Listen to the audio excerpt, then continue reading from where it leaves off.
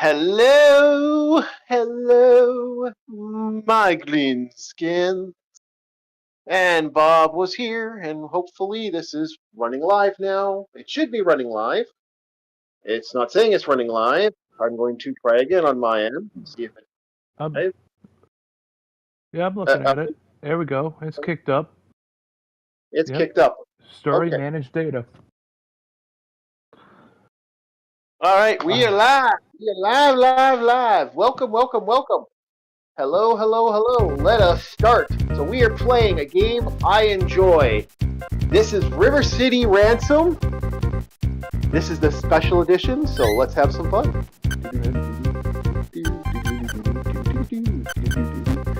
Let's get some brightness up a little bit. Okay.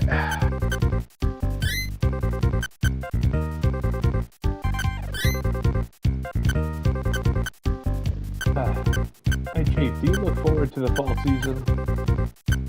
Yes. Yes, I do.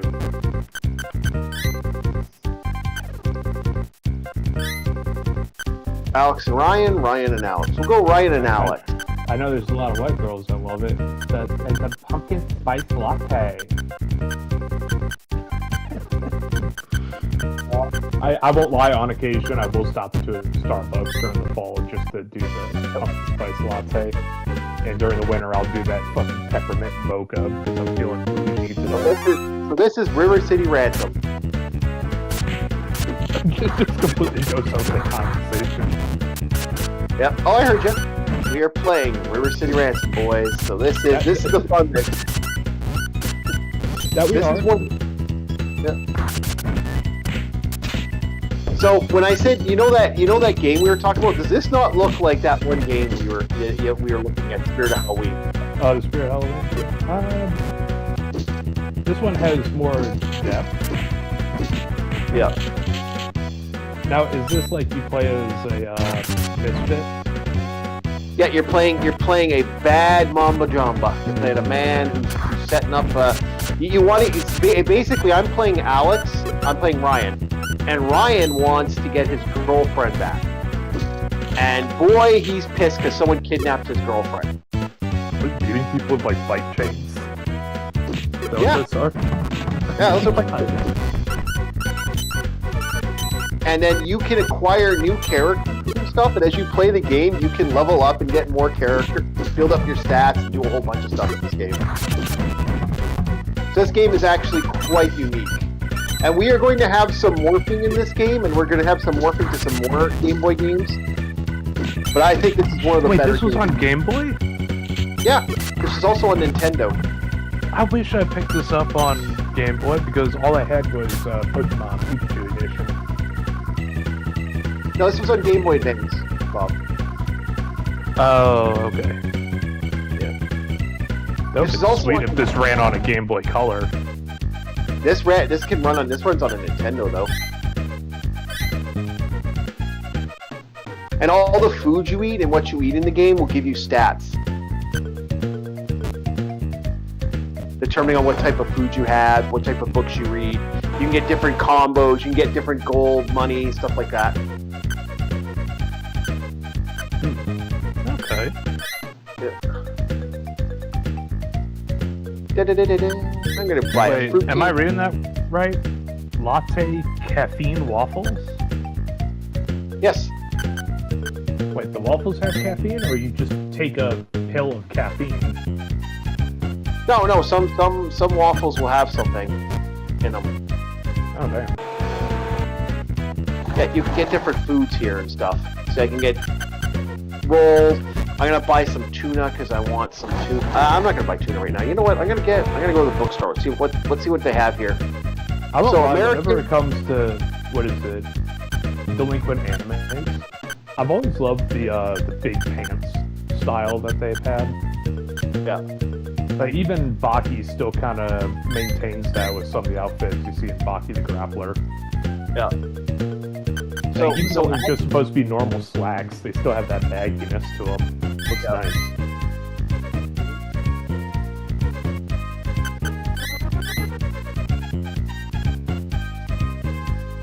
So this is my So what I'm doing right now is I'm maxing out my character's gear and equipment because you're going to want as much gear as humanly possible. Gotcha. So I was just double checking my coffee. Almost done. Yeah. Good. I saved that Tim Hortons all year.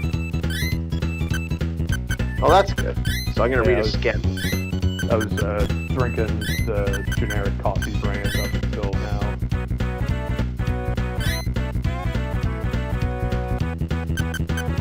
Let's read some Nuclear Spy. Is it like the Fallout comics where you get a boost to your stats? Yep. Yep, that's exactly what I'm doing right now. I'm getting Like, stat. did Fallout get it from this game? Don't think so. I think that was a standard thing from back in the day. Okay. Like, yeah, it would make sense. It's like the modern equivalent of a manual of arms. So like in the D&D or fantasy setting, a fighter can be a manual of arms and different techniques to familiarize himself and be at least proficient with said weapon. Yeah, so my whole goal right now is to find my girlfriend, and you can get other people to join you too as the game progresses. If you find people like, oh, you bastard, he hit me in the back of the head. Sucker punched, yeah. Yeah, I gotta watch out because, you know, the AI isn't exactly smart when it comes to stuff, and it will do stuff really stupid if you're not careful. But you just get attacked by a random businessman. No, I got attacked by my own partner. My own partner in crime punched me in the head. I don't know why that feels fitting for a game like this. Like that's where you get the comedy and the guys start yelling at each other. Yeah. Whee! Fly kick. Okay, so I'm gonna go grab some food because I need food. He hit me hard. Ah, shit! I can't buy much. I can buy a chai roll. Yeah, let's buy a chai roll. Nope. Ryan ate the chai roll.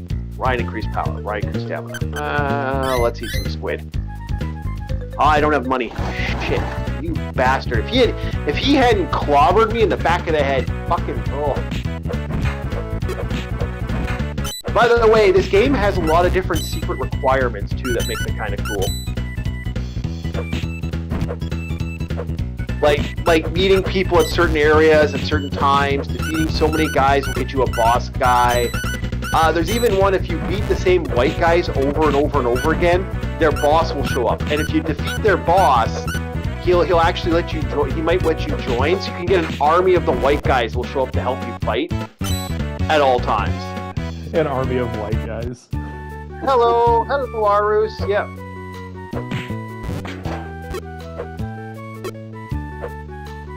I may or may not have messed up this coffee. When I was pouring it into the mug, it looked more like tea. You might want to check your filter. You might have not put enough coffee in there. Okay, because I went what you said. It was like 4 tablespoons worth. Well, it could be a couple reasons why. You could have put too many. See these generic dudes? These guys right here. If you keep defeating these guys, they actually, when their boss will show up eventually. And they'll get you certain stuff. So, yeah, we're going to have some fun tonight. We do have some talking points, of course, because I don't do a live stream unless I have something to talk about. But we want to get some people in here. And I think Logan said he's on a barbecue, so I decided to steal his time.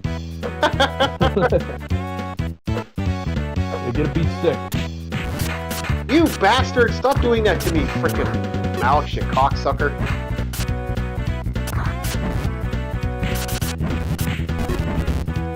And having Alex and having Ryan will base off your different stuff. So having both of these guys can change the equation. So by having Alex instead of Ryan, you can have... And we lost Bob. I think we'll get Bob back in a second. Hopefully. Or did I lose? Did I lose? Are we still there?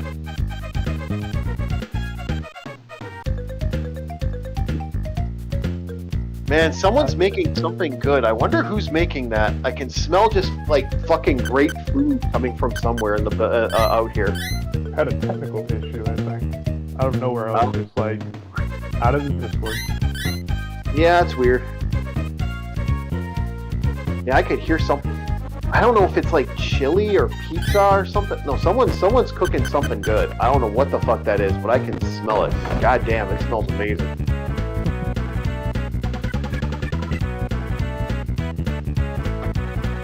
Could be a buddy of ours.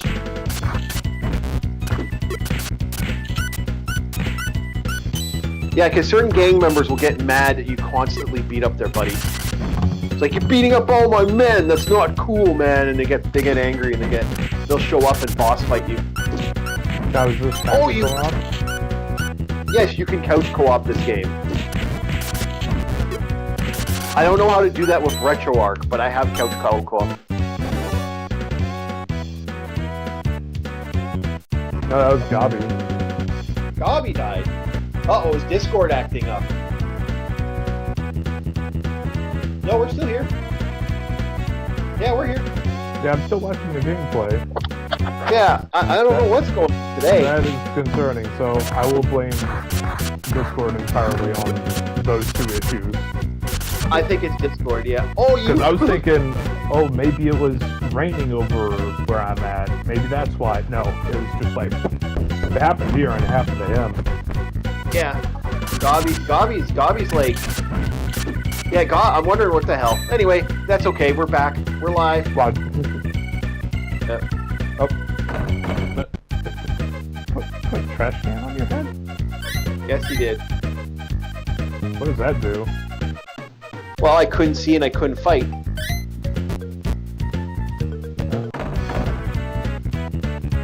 Yeah, we're losing a bunch.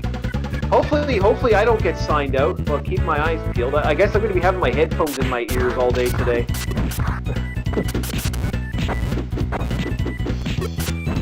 So today we're going to be talking about the fun that is the Glamour Bard. I was hoping for a couple more people before we start.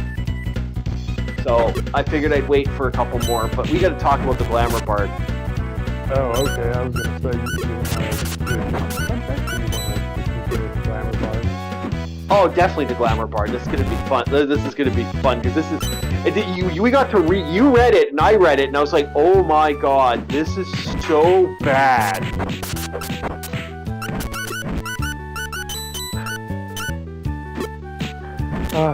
I managed to pull up the wiki page, and I know wiki's not the greatest thing, but this is College of Grammar, or grammar. Grammar. Could you imagine a grammar Nazi as a subclass for a bard or a wizard? Like, if you mispronounce your spells, it's a counter spell. Yeah, one sec. I do have to say something to Arus. No, to my knowledge, we're not doing anything. He's on the bar. He's going to a barbecue today. That's why I stole his time.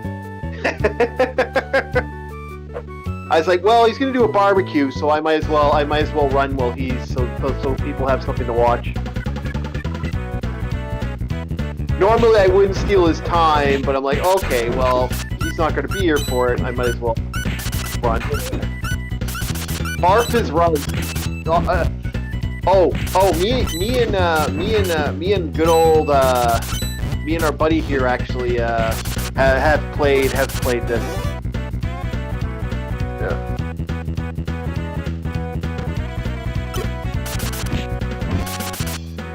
Fuck, nice smell of spaghetti or something. Someone's cooking something really good in the building. I can smell it. It's like great resonating. God damn. It's a trap. It is, baby. Oh, fucker. Get out. Stop doing that to me. Alex keeps getting me hurt. It's a sting operation by the judges to see if they can hit somebody with public obesity. The moment they step out their door. Yep. Actually, do you want to know how the judges will do that for public obesity? I actually thought that was funny. They actually do free hot dogs. They do hot dog contests. I'm not kidding. Okay, that one I can believe. But did you ever figure out what the sentencing, like, do they go to a fat camp where they have to work out? No. They legitimately put you in the same isopods everybody else goes in. So. Yeah. You miss River City Girls? You can play River City Girls anytime you want, man. You have a copy of it.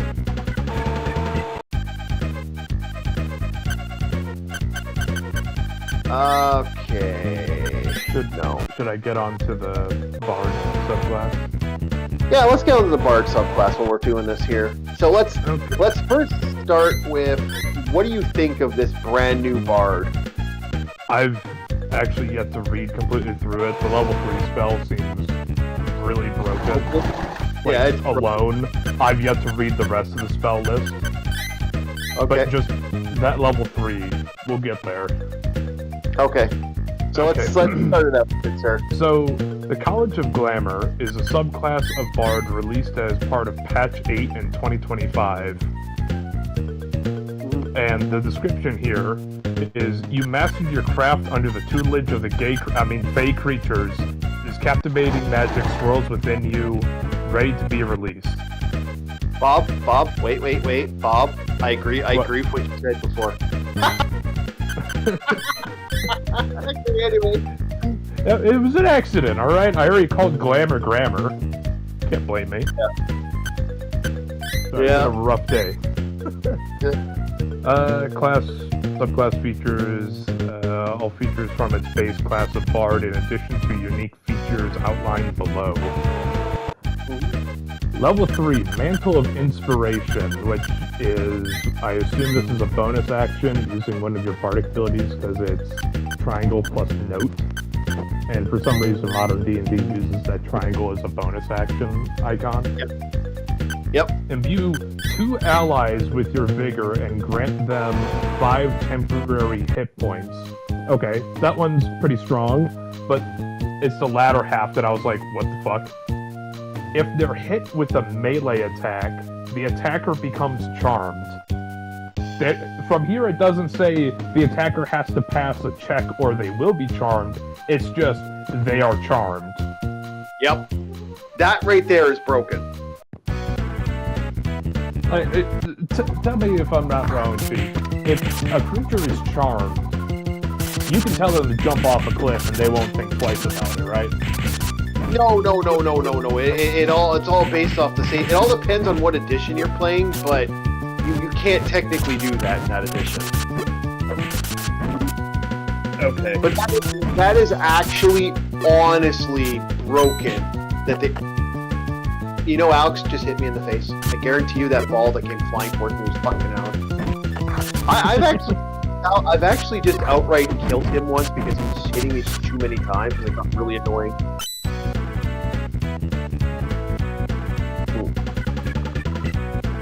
So anyway, that right there, like that power up is stupid, and like they're basically what they are doing is they're creating burlesque singers, which is kind of funny.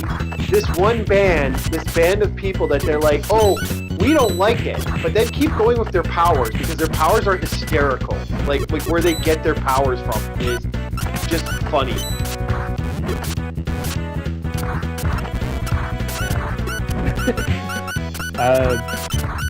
Granted, these are split up between only 3 different levels, but at level 3 you get that Mantle of Inspiration. Yep. Level 6 here has the Mantle of Majesty Command, the bonus action. Command a creature to flee, move closer, freeze, drop to the ground, or drop its weapon. Targets that are charmed automatically fail their saving throw. Recharges after long rest. Mantle of Inspiration, which is, I guess, you have the option of command or inspiration. Bonus increases to 8 temporary hit points. Number of targets is increased to 3. So it's the first spell, just now it's 8 temporary hit points given to 3 people. Yeah, which is that is a little much especially for an edition of the game where every character can have an HP boost in 5e. You can literally boost to boost to boost. So not only with all the other stuff that can fucking stack, you can add an extra 8 hit points to that stack. That's a little much. I always wondered why 5e GMs had a hard time DMing if they've been at it for a while, but now I get it. It's just everything's in the player's hands at that point. Yeah, you can just keep adding hit points to characters. They're like even the joke, why do you need a cleric in 5e? There really is no viable reason to use a cleric in that edition.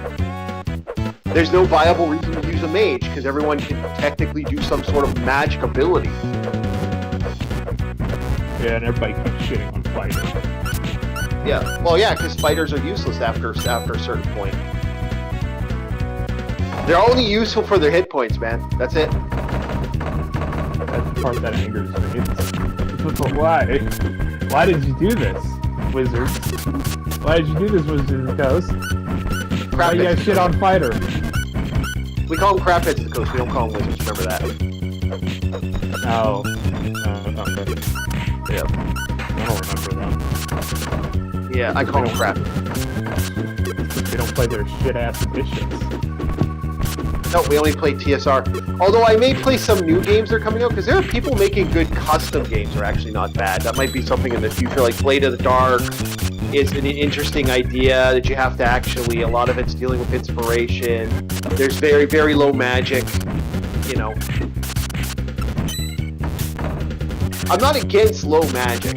Like, that's kind of like one of my things. It's just, we don't always do low magic, because I prefer high magic when we're playing my edition of D&D, just because we have to have high magic a little bit. You have to compute the monsters, because I give the monsters a lot of benefits that you don't normally do as a DM, because I power play characters. You are essentially playing a power game in my setting a little bit, because I want the players to have that benefit. Where'd Alex go? Holy shit.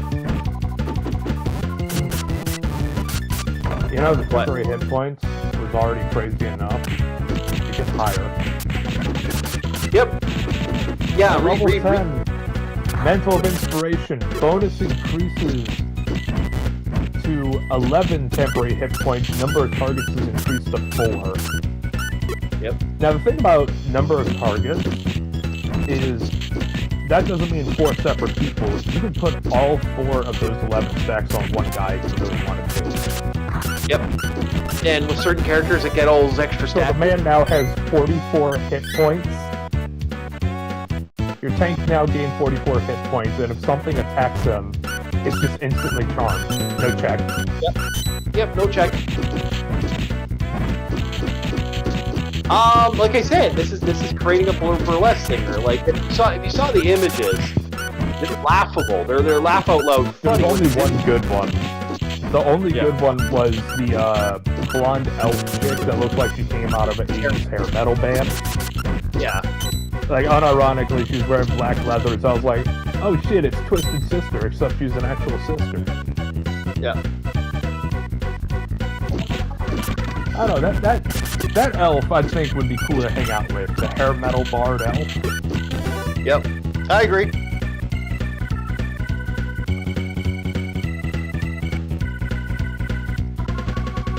Downside is that's all we have. Because all this is, hey, you're a bard. Now have some broken ass spells because you're part of this school. Yeah, and you're burlesque. Basically they're meant to be burlesque women. That's what they are. Well, What's it's funny because is that like Dame of the Night? No, burlesque is, you know, the women are the French women are dancing. Oh, the can dance. Yeah. That's a burlesque thing. That's a burlesque bar. Oh, I thought that. Yeah, like the wasn't that a French thing? Yeah, they're hookers. It's the bluesies. They're dames of the night. Yeah. They're basically what they did was they took the jazz class because they don't know how to make the jazz class good. By the way, secrets, boys. You're gonna see a secret soon.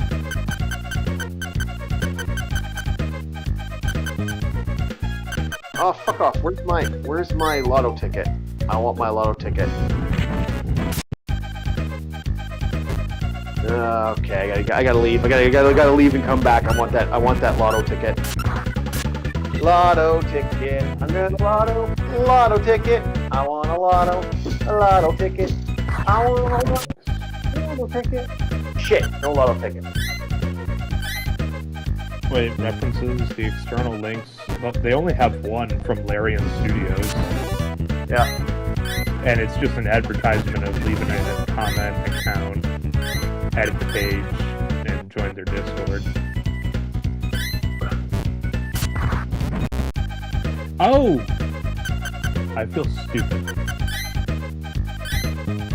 I didn't pick up the fact that this was for Baldur's Gate 3. Yeah. Which also means it's going... Wait. Yeah, from all the other sources I was looking into, the Glamour Bard's not new, but this is new for Baldur's Gate. Yeah. Yeah, they're adding stuff as the game's progressing from what I'm reading in it. We downloaded mods, me and my buddies, to try and make Baldur's Gate 3 a bit more fun and not as much of a drag. Yeah. Not even some of those classes are as broken. But the Iron Revenant is supposed to be a tank with a constant ghoulish AoE around him that does their product damage. If I had one of these bards, I would never fucking die. Yep. And my guy, if anything dies in that necrotic field, I heal for any damage that I do, and I heal for more if they die in that field. That includes if they walk by me, even if I don't get an attack of opportunity because they didn't disengage. Yep. It's stupid. They've really... you know what? The truth is, people who run this, who run 5e, have no idea how... They basically threw out all the information, and now they're basically running on backup. And it's like, buddy, this shit has already existed for a while now. Like, what are you doing? Also, what is a Jast? A Jast is would be a like the sexy women that would be on the arena gladiator. Oh, like for boxing rings, you got that chick in the bikini holding up the numbers for the round. Except for they would fight and stuff. They were women that would fight in gladiatorial arenas. Oh, okay.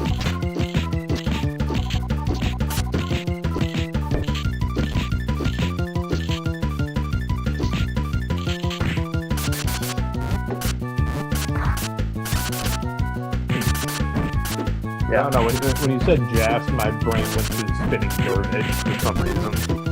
That is the Spinning Dervish. That's actually the one that uses the moves of the Spinning Dervish. Oh, okay. Okay. Yeah. Yeah, because I was thinking of the dress and all that. Yep.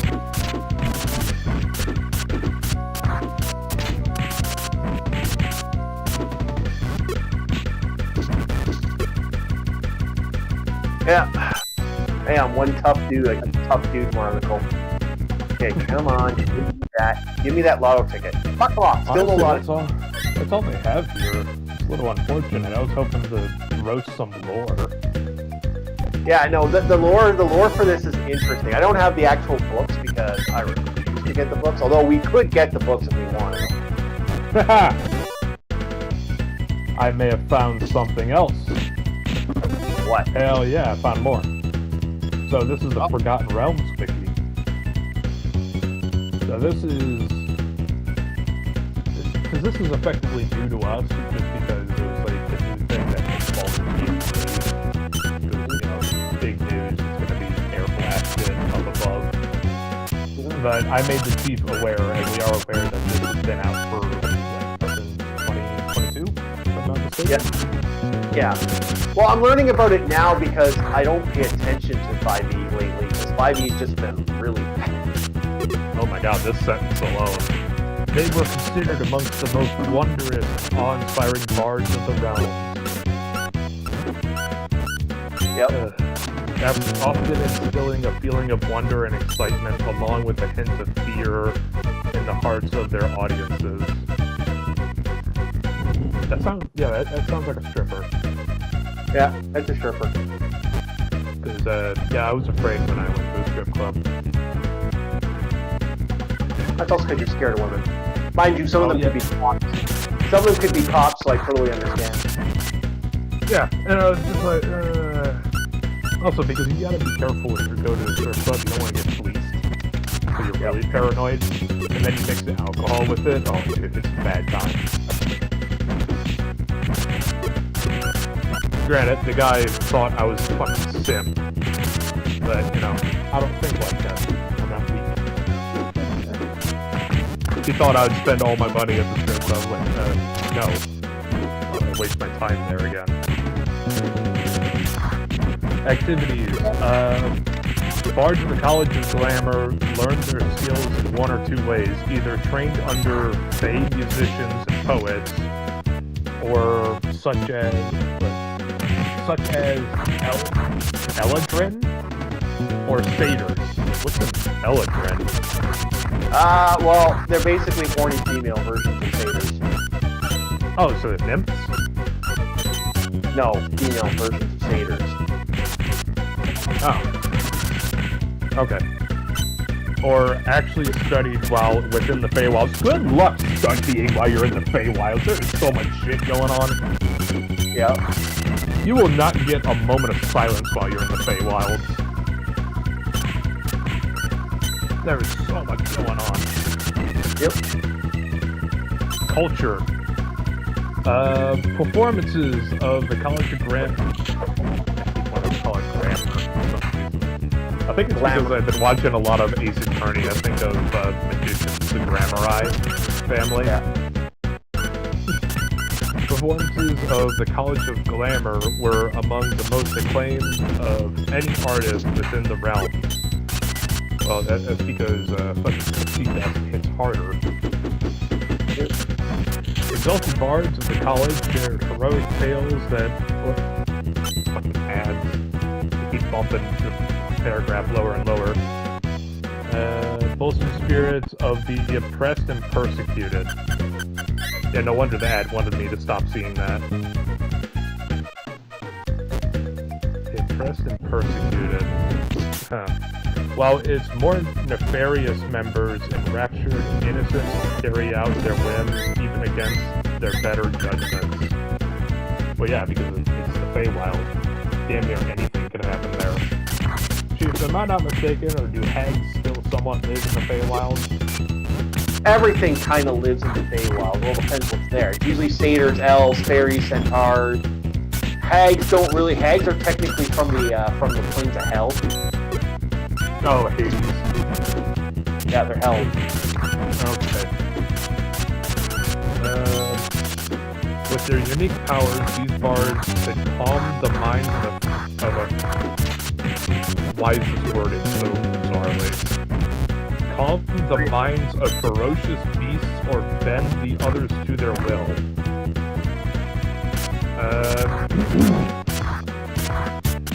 They each adopt a wondrous appearance that bolster. They keep using bolster. Stop.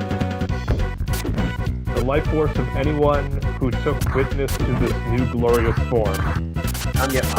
So they're also narcissists. Yep. Look upon me! Ah! Yeah, fuck off. Yep. They've learned the secrets of entrancing Fey magic, which instills intense feelings of adoration within the hearts of listeners. That just doesn't sound right, man. Yep. First they talk about raising the spirits of the oppressed and the downtrodden. Yep. But the magic they use is so fucking invasive. Yep. It's almost up there with psionics. Yep. Bullshit, right? It doesn't fit. It'd be one thing if it was like a paladin who uses his lordly voice to, you know, calm an angry crowd or bolster his allies' morale. But here it's just like, oh yeah, they use magic to fuck with your mind so you look at them and listen to them. It's like, I don't like that. I really don't like that. Just the concept of your character being... No, that's just wrong. Fucking Alex nailed me again with another baseball bat. God dang it. Stop that.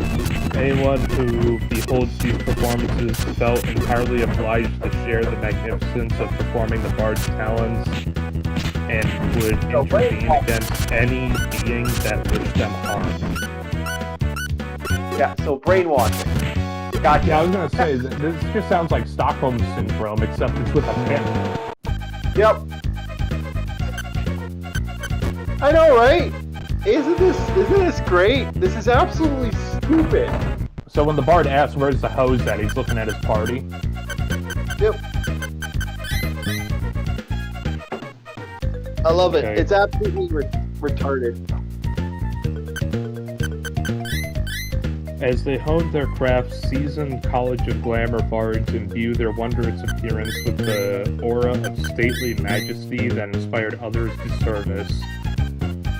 Witness to this form felt obliged to carry out their commands as they would a noble-born lord or regent of the homeland. You know, just because you're a lord doesn't mean we like listening to you. They don't have the ability to just move your limbs and fuck with your mind. Lords still have to do things through the legal system. Yeah, no. Here's the scary thing. Think about that. You don't have a say. Yeah, you did it as if King Arthur himself asked you to ride with him. Yep. Meanwhile, the guy's just like, hey, go suck off that homeless guy over there. Yeah, this is... You think you're taking a lance for King Arthur, but you're taking a different type of lance. Yeah, absolutely absurd. Like I said, this is like when I read this, I just couldn't stop laughing. I was like, oh my god, what the hell? Dude, it's this type of shit that inspires evil players. When you realize you can fuck with somebody and they're just instantly charmed, unless they're an elf in second ed. Well, yeah, you don't get that bonus in 5e, do you? You don't get the elf charm bonus, do you? Yeah, you don't get the elf charm bonus. The only thing that I think was left over for the elves was the fact that they don't sleep. They do that meditation. Yeah, they get the info. They don't even get the information. They don't get the better information. No, they literally changed. They literally made tieflings the better thing. That's the thing I kind of got from it. Yeah, because the tiefling has a cantrip no matter what class you play, with the one where you can make your voice move for an intimidation check. You can force locks open. Like, just as long as it's not a magical lock or a seal, you can just open it. You don't even need a lockpick. You can just say, I'm a tiefling. Open.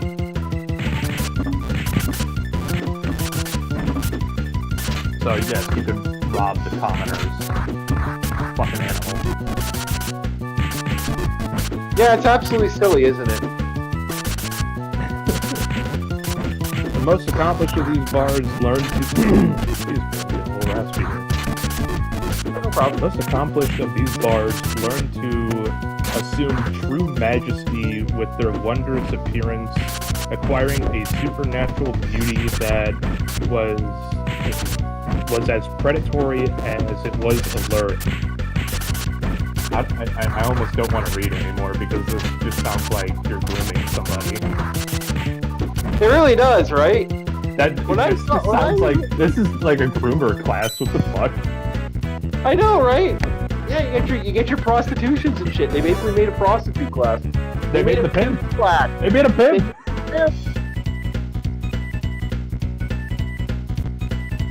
Anyone looking upon the bard felt intense apprehension at drawing their ire and hesitated before daring to strike them in battle. You mean they were afraid of the pimp hand? They're afraid of the pimp hand. Pimping it easy. Oh, you know... Excuse me, Mr. Knight, I believe I've misplaced some merchandise at this residence. Turns out it's one of his old party members that's just trying to get away from him. Look, I swear to God, you know what this sounds? You know what this is? I've run into this. It seems to happen a lot in 5e. Someone was playing someone in their group in the 5e game that they're playing. We're like, well, I got this. I made my own D&D. I made my own D&D character. Here's what it is, and here's all the bonuses and stuff. And then you start reading it, and you're just like, this thing is so stupidly powerful, it's retarded. You know what I took from this? It's a brain worm. Not like a lipid, termite brain worm. I mean, this is trying to make fighting for the oppressed and grooming people to be a normal thing. That's what this sounds like to me. Yep. Normally I don't go into this headspace, but this is fucking dark. This is really fucking dark. Yeah. Sorry, see how an evil bastard could bend this. Yeah, I can see it too. That's the first thing that came to my mind. It's trying to make these concepts sound normal. It's like, no, this is fucking terrifying. Get away from it, you freak. Yep. You and your cavalcade of hoes. That's the first thing that came to my mind too.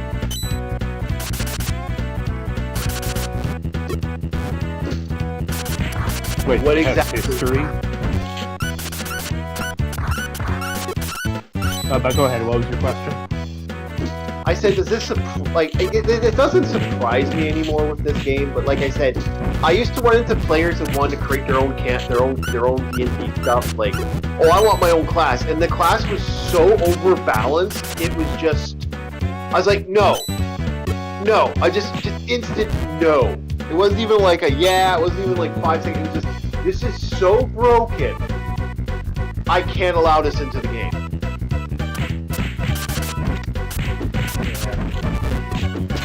I ran into that a lot in D&D. Like that is something that is not. I would never understand the concept of wanting to make a homebrew to such a degree. Like, it's one thing if you want something slightly unique, like a special fighting style from the Middle East, because 5e doesn't have that. The second it does, it's called the Alka Beam setting. Yeah. I can understand somebody making like a fighter or a wizard archetype from a different land, but when it's so over the top like this, of like, I just have mind control without having psionics. Yeah. Well, what made me kind of laugh, like I said, what did it for me was when I looked at the class and I said to myself, wow, they literally have no weakness. And that's what floored me. When I remember reading that, I was like, that is kind of broken. This thing has absolutely zero weakness in some ways. And it really should have this massive, like, glaring loophole at that point. When you're giving somebody so much items, and they get, like some of the power-ups are just stupid. Like, I already don't like the idea of bards getting the pain thing that they do, that whole wicked jest that hurts them. Like, that to me kind of annoys me as a player, because you can build that up using other stats and stuff, and you can actually do magical damage to somebody by basically talking to them. And I'm like, buddy, no, you can't intimidate someone to permanent death. That's kind of stupid. This isn't, what is it, Swords and Sandals, you know, that Flash game where you can yell somebody to death? Yep. Like, that was there just because it was a fucking meme. It was funny. Yeah, well, it's like we're not playing lesbian crosswords, thank you very much. Oh, you're attracted to me. No, I'm not. You don't have a choice. Yeah, you have a choice. I'm a lesbian. My character gets a stat. I mean, that game, oh my god, that is, to this day... Like, the bard's main thing is charisma, and then you already get a free charm. What the fuck?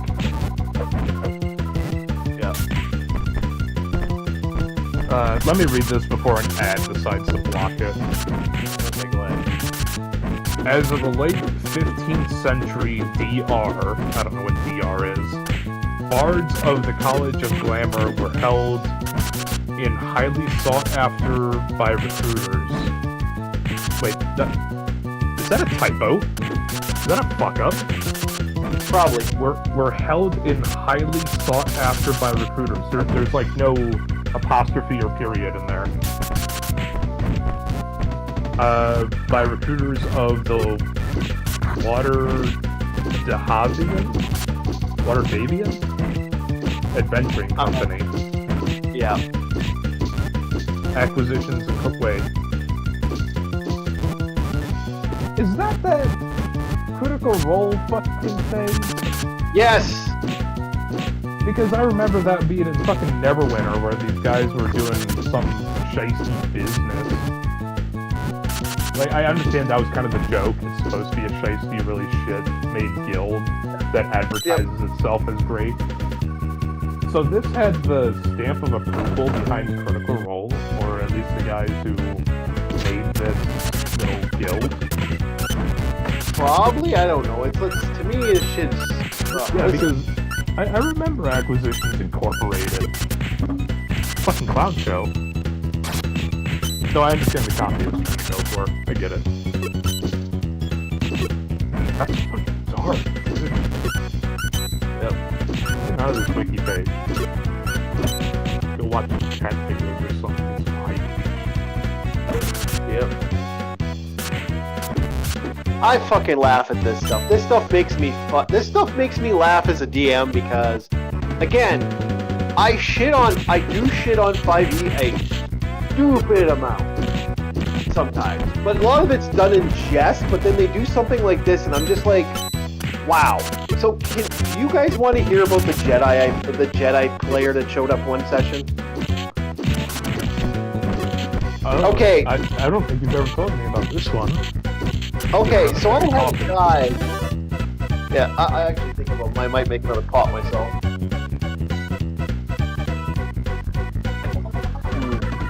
Oh, my neighbor's up. 1 second, someone's on my door. Hold on.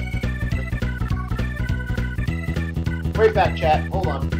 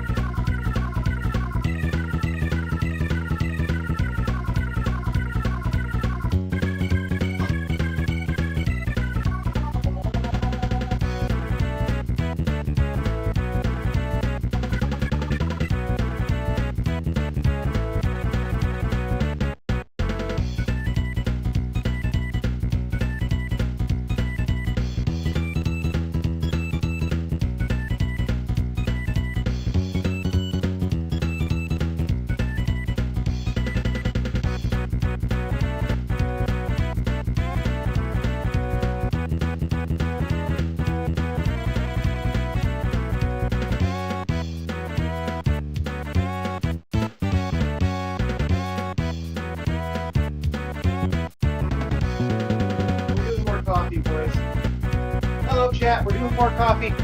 Yeah, more coffee. More coffee. Coffee, coffee, coffee.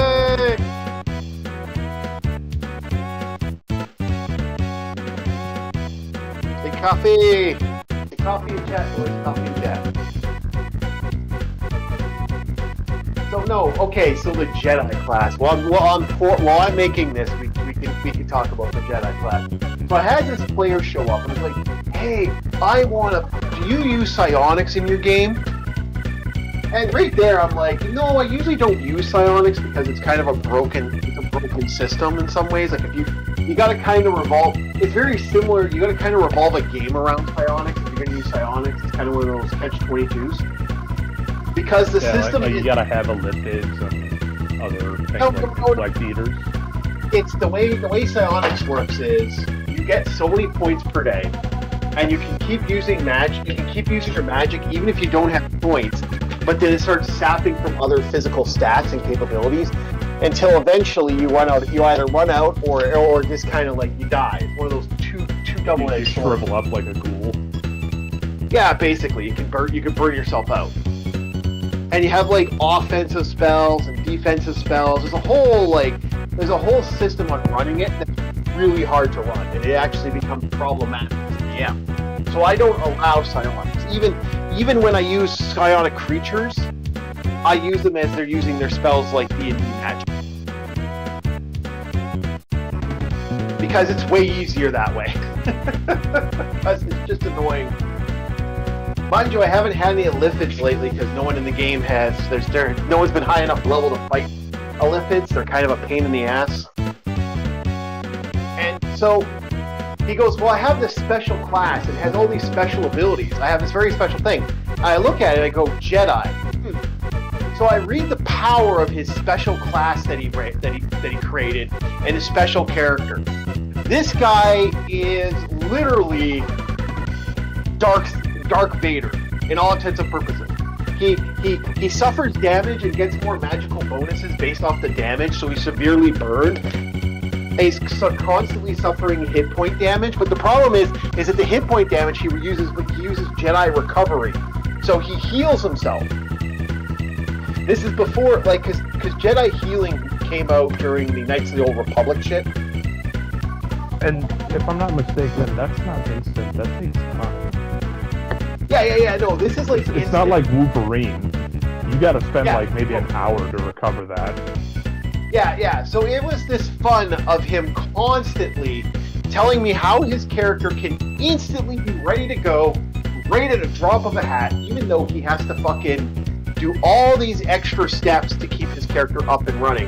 And I kept thinking to myself, buddy, your character, by suffering all this extra damage to do all this extra things, like, okay, so basically his game plan was that every time he got hit, he could fundamentally return the favor and do more damage to the monster. And then he talked about how he had like lightning damage that gets all dead. So everything was about him. The more damage he took, the more he could, and he could instantly heal it back. So it was this stupid little thing of he got like, I'm thinking to myself, this is kind of dumb if you think about it, because it's all designed for one purpose and one purpose only. Coffee being paid, boys. Gain damage, put damage back at enemy. I take no damage. No, instantly.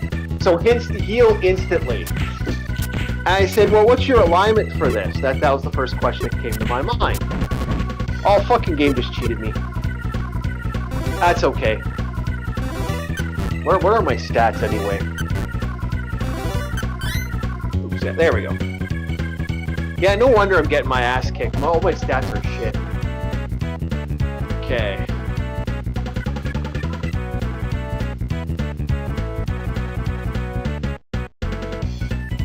Where am I on the map? Okay, I'm going the wrong direction. I want to go back to the thing. I want to keep gunning for it. So this guy believed that he could keep using this Jedi character and do all these extra things. But the damage, like I said, the damage he would be receiving is nothing compared to the damage he was constantly getting. So he could basically turn around and do double or triple damage to me just by having his character up and running for this capability. And his character always had stat bonuses and stat abilities. It's just like, buddy, this character's like stupid. Oh, also damage allows him to increase, he could cut himself, and by using bonuses on his abilities, he could increase his stats. So what he would do is he'd cut himself, and for the next 4 turns, according to this Jedi capability of the Dark Jedi, for the next 4 turns, he would have 19 strength. He could have up to 20 constitution. Guess what? That means he's instantly healed. So all he has to do is keep cutting himself, doing more and more damage to himself, and heal it back instantly. You hearing what I'm hearing? What? Crawling in my crawl. It crawls. Was this like the early 2000s edgy phase that everybody wanted to make the edgiest character ever? He wanted to create this edgelord character, and I just kind of said to him, buddy, this thing is too stupid. It's too overpowered. I'm not going to allow that in the game. And he goes, well, I'm going to play a character. And then I had someone who wanted to play Harry Potter. He literally created Harry Potter. Very well. I kind of laughed. I said, okay, you want to play Harry Potter? Okay, here's your magic. I only get one spell, because I was going off the OG system. The OG system. So he's telling me about how you can have Avacadabra, all this stuff, and I'm like, buddy... those spells don't exist in D&D, and 2, Harry Potter's a student. Yeah, Avacadabra does technically exist. It's called Power Word Kill. Yeah, that's what I'm saying. It's not Avacadabra, it's Power Word Kill. Yep. This is why, as a joke, I kind of want to make a grammar Nazi wizard. Like, if somebody mispronounces their spell or doesn't do it up to his specification, he can just say no, you did it wrong. So this guy was like constantly telling me about how powerful his Harry Potter character was, and he had a flying magical broomstick. I literally got, he was flying around the arena using his Harry Potter stuff. I went, okay, well, I'm depowering him because this is a lower level game. Here's what you get. And at the end, I hit him with Fireball, and his character fell to his death. It was great. It's like, yeah, you know, as a DM, you know, when you get players that do shit like that, I don't usually like it when I kill a player. But when you get people that act like complete idiots at the table, you're just like, you get a little happy when you kill them. I can get that. That's why I'm happy whenever I started playing D&D with you, I was past my edgelord phase. Like, I remember I was a tiefling fighter, but I used one of the Warhammer Fantasy Chaos Lord models. Yeah. And I was like, I'm so happy I'm past that edgelord phase. Oh my god. That is where the worst things come out. Well, we can talk about someone now, actually. Let's talk about Crestfall. And Crestfall's Muto Ninja. Believe it! So, he brings his character. Oh, I'm freaking. Yeah. Oh, okay. yeah. Okay, I don't know. I was just like, should we not? Maybe? I don't know. No, he's not in the game. I don't give a fuck. As far as I'm concerned, Buddy gets. You're not a part of the game anymore. You're open fucking season. That's how it works. You know what? You're part of the game. I'll keep it private. But when you're not part of the game, you are open season. And when you get kicked from the game, when you get kicked from the game, you're open season. That's how that works. Okay, I was gonna say, because that could go for 2 other players, but they have to leave for legitimate reasons. No, if you leave for legitimate reasons, I understand, I'm upset. But if you get kicked from the game, oh yeah, I'm making fun of your ass. You're getting roasted. Okay. I guess the one thing I would say is don't drop this game. Oh yeah, Crestfall. The reason I'm having this concern is defamation, and it's like he's running business himself. I'm not picking on him. I'm not picking on his main character, his favorite little guy, Zane. Because honestly, he played, other than his beginning edgelord phase, he played Zane right. He did play Zane right. So I'm not going to pick on the character. He actually worked and did real effort. That character's not going to be picked on. Alright, I'm trying to make sure we're not tripping over any red tape. I don't want him to get, like, out of here, you know? I don't think so. If he reported me, I'd say it's a false report. I never said anything malice about him. Okay. Yeah, so, okay. So, he's been bugging me for wanting to play a ninja. And I have a rule in the game. No, Arus, you haven't. Arus? Okay, can I say something to you, Arus? Right now, at this moment, I have no fuel for a fight against you. You give me no ammunition as a DM to make fun or joke on you. You have played your characters fairly, you've been honest with your characters, and you've showed up and been respectful to the game. You are clear, as far as I'm concerned, you're clear, Arus. And that goes for Rum Panda. Rum Panda, if you're listening, you did nothing wrong, mate. You're doing good. Keep it up. Keep it up. We're all for it, man. I don't care if you fuck up a little bit, that's fine. And fuck's sakes, don't beat yourself over it. Yeah, you're good. So, okay, so now here's what happens with him. So when he brings in this character, he wants to play a ninja. Crestfall's been wanting to play a ninja for a long time. And I'm like, okay, fine, I'll let you play a ninja. You've been good. You've been showing up to the game. You've been showing respect to the game. You can play an elf ninja. And then he starts talking about his character. And he starts like super building his character. Monologuing. He monologued. He monologued for a good couple minutes about how awesome his character. He's this ninja, blah blah blah blah blah blah blah blah blah blah blah. Meanwhile, I'm looking over here at the other guy because I'm a furball. He's a furball. He's a chef, and I'm just like, this guy's actually talking right here. You hear what he's saying? No? Okay. Yeah, he's actually weird. No wonder all the other elves stay away from him. Yeah, so he kind of, so he's playing, so at first I'm like, okay, buddy, you know, we're fine with this, but you gotta be kind of, I'm like, okay, my eyebrow starts rising. And as a DM, as an old school DM, the first thing you do to a DM, I've told him on more than one occasion, this is the rule, stop creating these characters that are, you know, stop creating these Ubermenches. I've warned him more than one time, stop it. No more Ubermenches.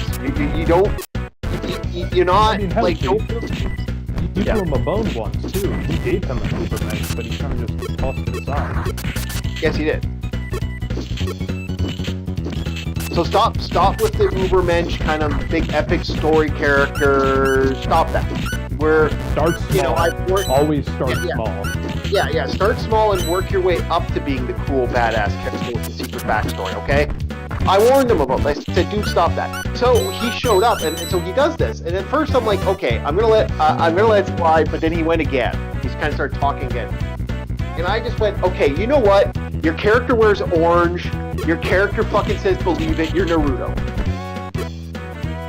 Believe it. And the whole fucking room fucking erupts.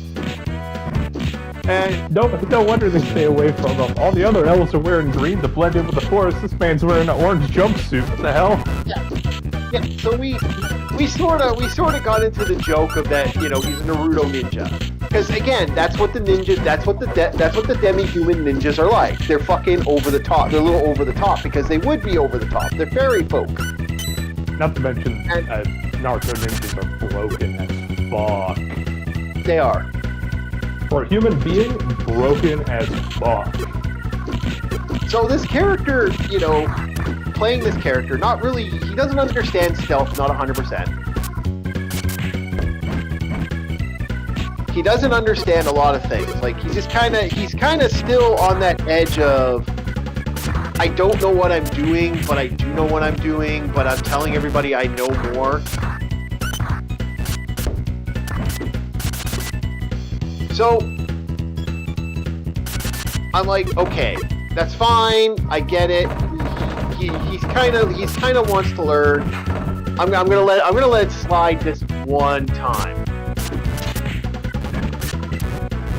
And it got kind of silly with his character. So his character got downed a couple times, and that's where he stopped liking the character. And that's when I knew, I'm like, okay, this is, as far as I'm concerned, this is just kind of silly. This is a little much. I'll be real, the two best moments of that was me trying to stop a bleed, but I'm a furbolg, and for those of you coming from 5e, furbolgs are not skinny little dudes that go hiking in the mountains. They're giant fuck-off, pink-skinned, red-haired Scotsmen. Yep. So I'm trying to stop the bleed, and because I'm a giant kin, effectively, because if I'm not mistaken, they're part giant, I accidentally crush his ribcage. Yep. And the second best one is when he was trying to get away from, I think, what was it? Was it bullywugs or goblins? What the fuck was it? That was the goblins. He dives into the water. I don't think he had swimming or he failed his swim check, and I just ended up walking in the water that was waist high for me, picked him up like a cat that got lost, and just dragged him ashore. Yeah. Yeah. So he jumps behind something. Now, again, anytime he could have changed that jumpsuit. I never stopped him from not wanting to change. He could have changed stuff. I would have let him do that if he had actually done it. But he just didn't care. He couldn't put on... man, some DMs, they effectively nail you. And a lot of players get into this mindset of whatever clothing I have is just like stapled to me. I can't get rid of it for some reason. Yeah. And I gave him opportunity. I gave him so many opportunities to kind of like change his character if he wanted to change it. He just wouldn't do it. Give him so I would. Yeah, I let him, and like I said, all he did was he threw shurikens around. He never used any of his ninja skills properly, and so the character just kept like getting smoke pills.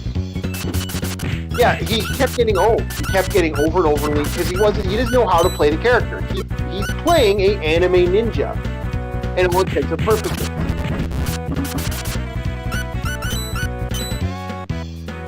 So I just kind of thought it was funny, this guy's constantly playing this anime ninja. So I was like, okay, I built him into it.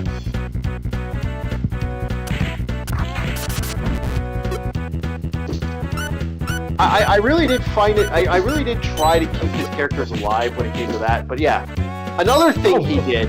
We tried too, but we ended up seasoning him, and we thought we were going to eat him. Yeah, you got so mad about that. It was kind of funny. We're trying here because honey is an antiseptic, so we're trying to put honey in the fucking wound. We don't know what the fuck we're doing. We're not medically trained. Yeah. And again, it was one of those campaigns where no one played a cleric because no one wants to play the cleric. So I was just like, I must play Furbolg because I can't stand being an elf. Yeah. Because I think Furbolgs are based. Mm-hmm. So I just kind of laughed, let it kind of slide, but he did just keep. I don't know. Every time it was just something new with that guy when it came to that. I just kind of got a good chuckle about that. The thing is, that campaign didn't have a big, blip on my radar. I admit I was kind of going through the motions, but it was the antics of what we got up to that actually made me remember. Like breaking his kick, trying to heal him with food items, fishing him out of the water. Yep. Yeah, because he's almost drowning, and it's like he can't swim, and he kept failing his check. Well, first of all, I go to hide, and he jumps over and hides, and I went, okay, are you hiding on the left or right of this area? Because if you're hiding on the right, and so he's like, well, I hide on the left. I said, well, that's going to be directing towards the house. Oh yeah, I know. Well, the goblins walk up and see this big orange fucking ninja, this orange elf hanging onto the fucking thing. You can't see me! Well, they start fucking hitting him with arrows and shit and darts. Hey, at least I didn't have to make an observation check to find him in the water, because orange doesn't blend in well to blue. Yeah, it was just kind of funny. It was like I jump down and I swim. Okay, can you swim? No. You're playing a ninja and you don't have swimming. That was the first thing that came on, like... And that was the first... Not even like a breathing read or anything? Yeah, that was the first time that was the first and last ninja we've had in the game. We haven't had a ninja since. I don't want to be nailed with that cringe. I'll never live it down. Yeah. It's another reason why I hesitate to make something unique and special, because if it fails, you'll never live it down. I warn everybody when you go through your edgy D&D phase. There are some moments I can't stop remembering. Yeah. The funny thing is, if he just kind of talked to me more as a player, he would have gotten more from the game. But because he didn't, that ended up becoming the biggest problem in the game. It became, I'm secretly a prince. Oh, I'm secretly a prince from this foreign land and blah, blah, blah, blah, blah. Okay, I'm going to be sending people after you all the time. What? Yeah, you gotta stay incognito, right? Yeah. Why else would you be away from the foreign lands in which your skills come from? Somebody must be hunting you down. Yeah. Like I said, I've run into these type of players before. I don't mind if you write a story. Just be very careful when you write your story and very honest with the DM. If you show up and you act like the DM, you give the DM a demand that this is what your character is, they are going to raise their eyebrow, they're going to look at you, and they're going to probably have your character die in some hysterical fun fashion. I have murdered many a player, not intentionally as a bad way. We're not forcing a kill. You let the dice roll where the dice roll. But it's almost like the game knows you're being an idiot. RNGesus and Gary Gygax are benevolent beings. They are. I have had many players show up. Oh wait, no, at the table. not benevolent. Omnipotent. Sorry. Malevolent, actually. A malevolent. Well, omnipotence could be beneficial or malevolent. Yeah.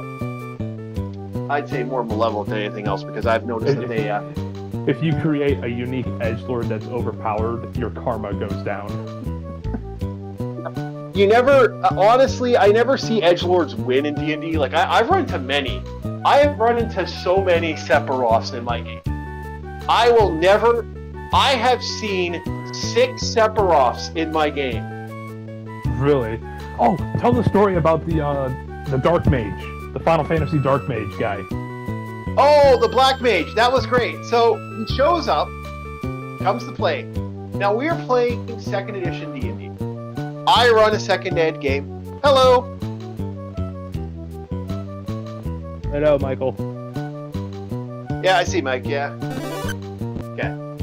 Let's go. And we're gonna morph soon, but I just Yeah. okay. This guy shows up, can barely speak English.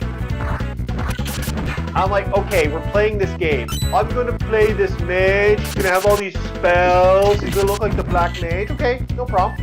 You get 1 spell. 1 spell?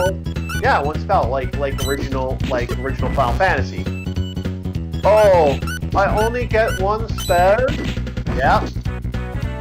Okay. I gotta go now, bye. And he gets up and leaves.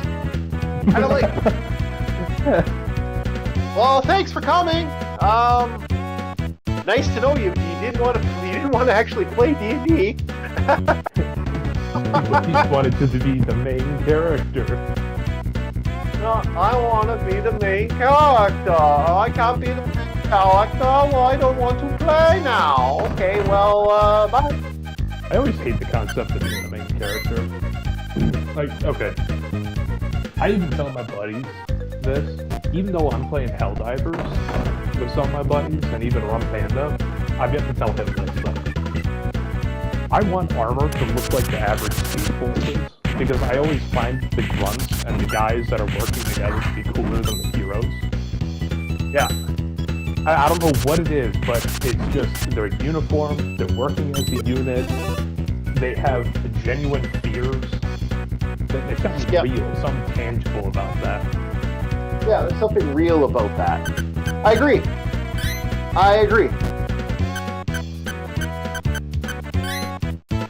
But no,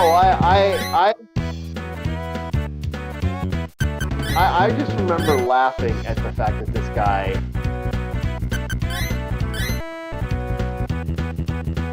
Okay, bye. Sorry, I gotta go. I gotta go. Bye. It's like, he's going already? Come on, man. Sit around. He didn't even sit down. No, he was there to make a character for 5 seconds, and then he left. I wonder what got him to want to join a game, but bring that with him, you know? Like, did he witness something else, like somebody else's D&D game and was hearing the story but didn't know about a level system, or I don't know what was going on. I don't know what his decision was, but I've run into many a player that's done that. Okay, we're morphing again, boys. Boom, morph again. Boom, morph again. I think my favorite Sasquatch one is like, hey chat, Sasquatch here, we're playing Phasmophobia. I think that one was easily one of my favorites, just because of the salt evidence was fucking funny. Just a giant line of cock and balls through a pile of salt.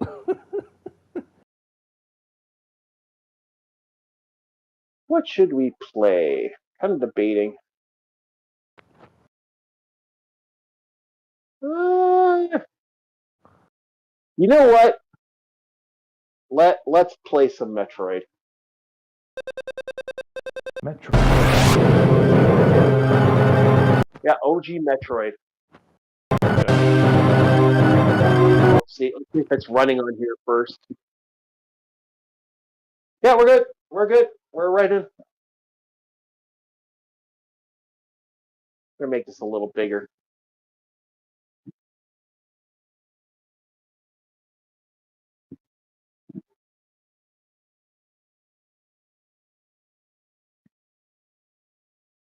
We are gonna play some Metroid Zero mission today.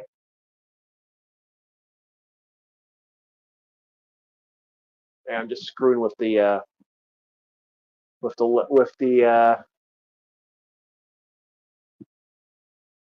I'm trying to make it so that it fits in here a little bit.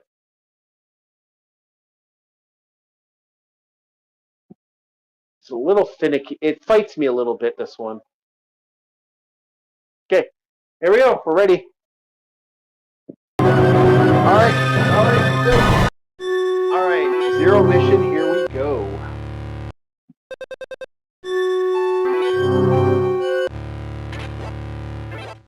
Alright, let's do it.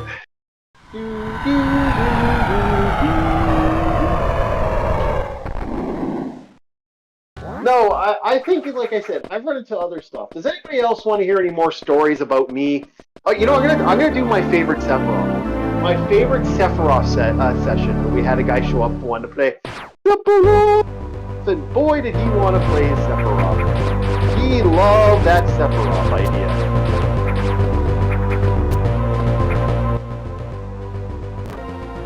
I'm going to do something though. I need to change one thing here. Chief, I never played Final Fantasy. What is Sephiroth's end? I don't know. I've always found Sephiroth kind of funny. You know, I gotta restart a little. I gotta restart here. Hold on. Okay, since I never played the game, I know he's supposed to be the antagonist, but like, what is his goal? Destroy the world. What a loser. That's it.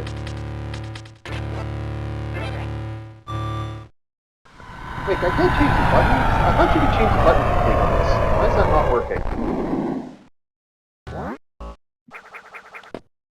I want to change the button configs because it's getting a little annoying with my button configs. Yeah. I like my AX button. That's kind of where I kind of enjoy that type of button configs.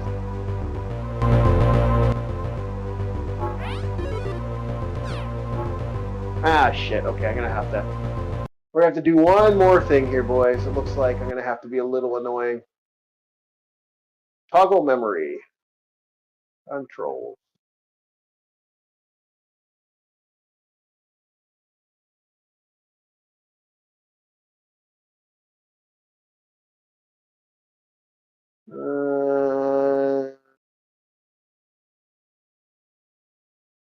Hey, fucker.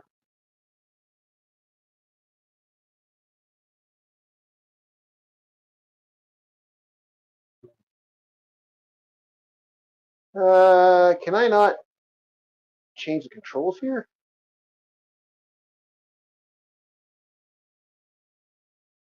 Oh,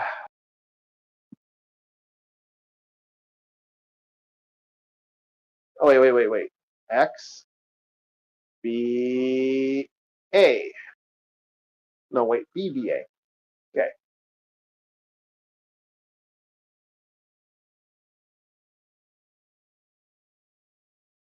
And don't mind me, I gotta fix this. This is annoying me a little bit. I'm trying to get the controls to work.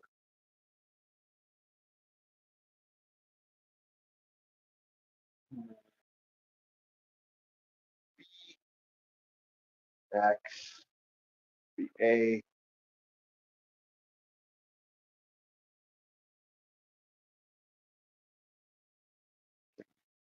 B,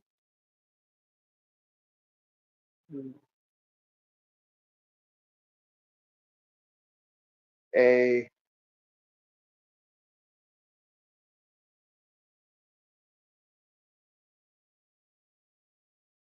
Turbo B, A.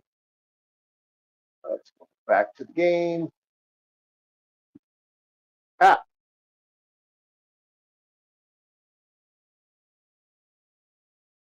Nope, what the hell?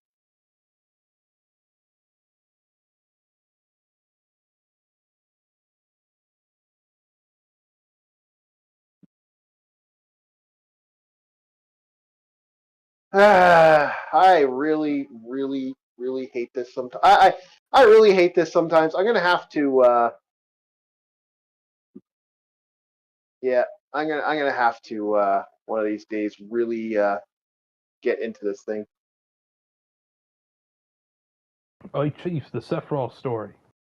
Yeah. Oh, I gotta fix this first. Okay. Yeah. This is being a pain in the ass, so I have to fix this. That's it. I'm gonna get rid of. I really, really fucking hate this. Hate OBS or hate RetroArch. Like really hate RetroArch. Like really, really hate RetroArch. And RetroArch is going to disappear from my server very quickly, and I'm going to go back to emulators because at least emulators weren't annoying the fuck out of me. I really hate RetroArch. Like, god damn, do I hate RetroArch.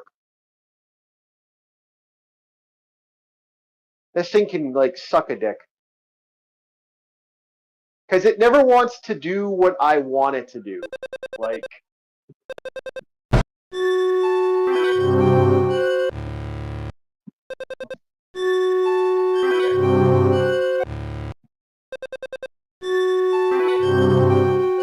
why is it not?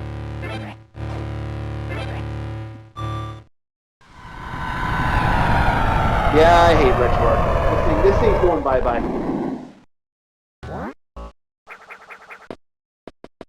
Did it do what I think it did? It did. Because it should be, my button should be changed properly now.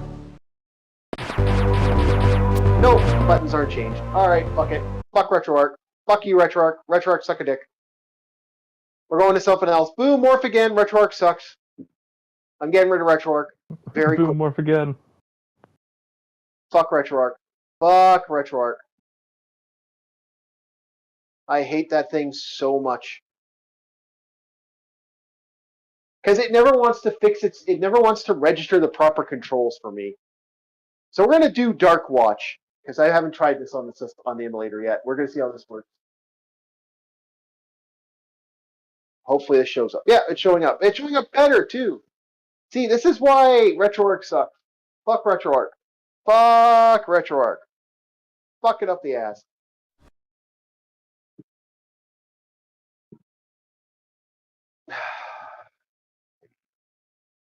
No.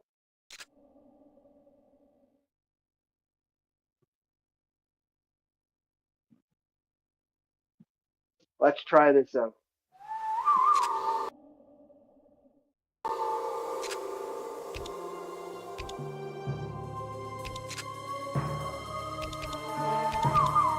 See, my only problem with PS2, I've noticed that PS2 is notorious for like one controller. Like everything's on the one controller. You are Jericho Cross, gunslinger, renegade. I don't like it because I can't seem to fix the proper. I can't set my controller properly. I can't set the screen right.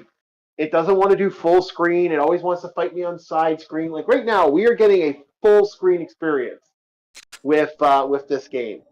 I don't get that full screen experience with other games, and I really don't like that. This looks fucking sweet, by the way. Holy shit. Wow, this looks really good for what it is.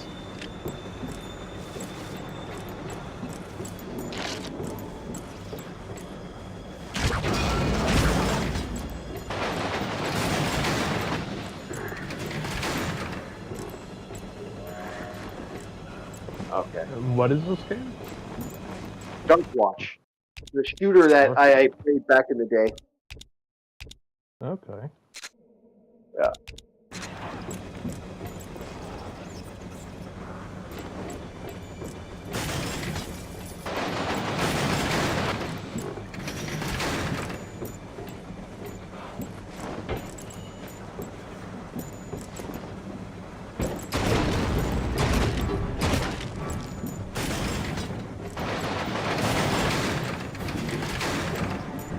You're basically hunting. Oh shit! Man. No, no, no. I'm gonna move the mouse. Okay, so Sephiroth fight.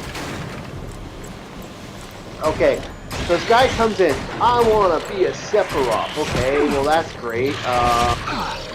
What? So he wants to use a weapon that's way bigger than pretty much that giant sword that he has. And so first thing I say to him, okay, what's your character's strength? Oh, okay, my strength is 18. I said, okay, for your sword to be that big, I said to him outright, you're gonna have to, in a nutshell, I said to him, your character must have to set up your character and set up the stats for your character to do that. You have to have a bare minimum of a 19 to 20 strength.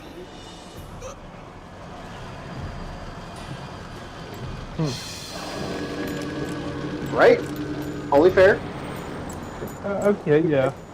Because Sephiroth's sword is probably one of the stupidest examples of the sword I've ever seen. It would actually be great. I talked about it with friends of mine. That fucker. Yeah, but I say not even an Odachi is that long. Yeah, like it would break. It would actually shatter because it's too big.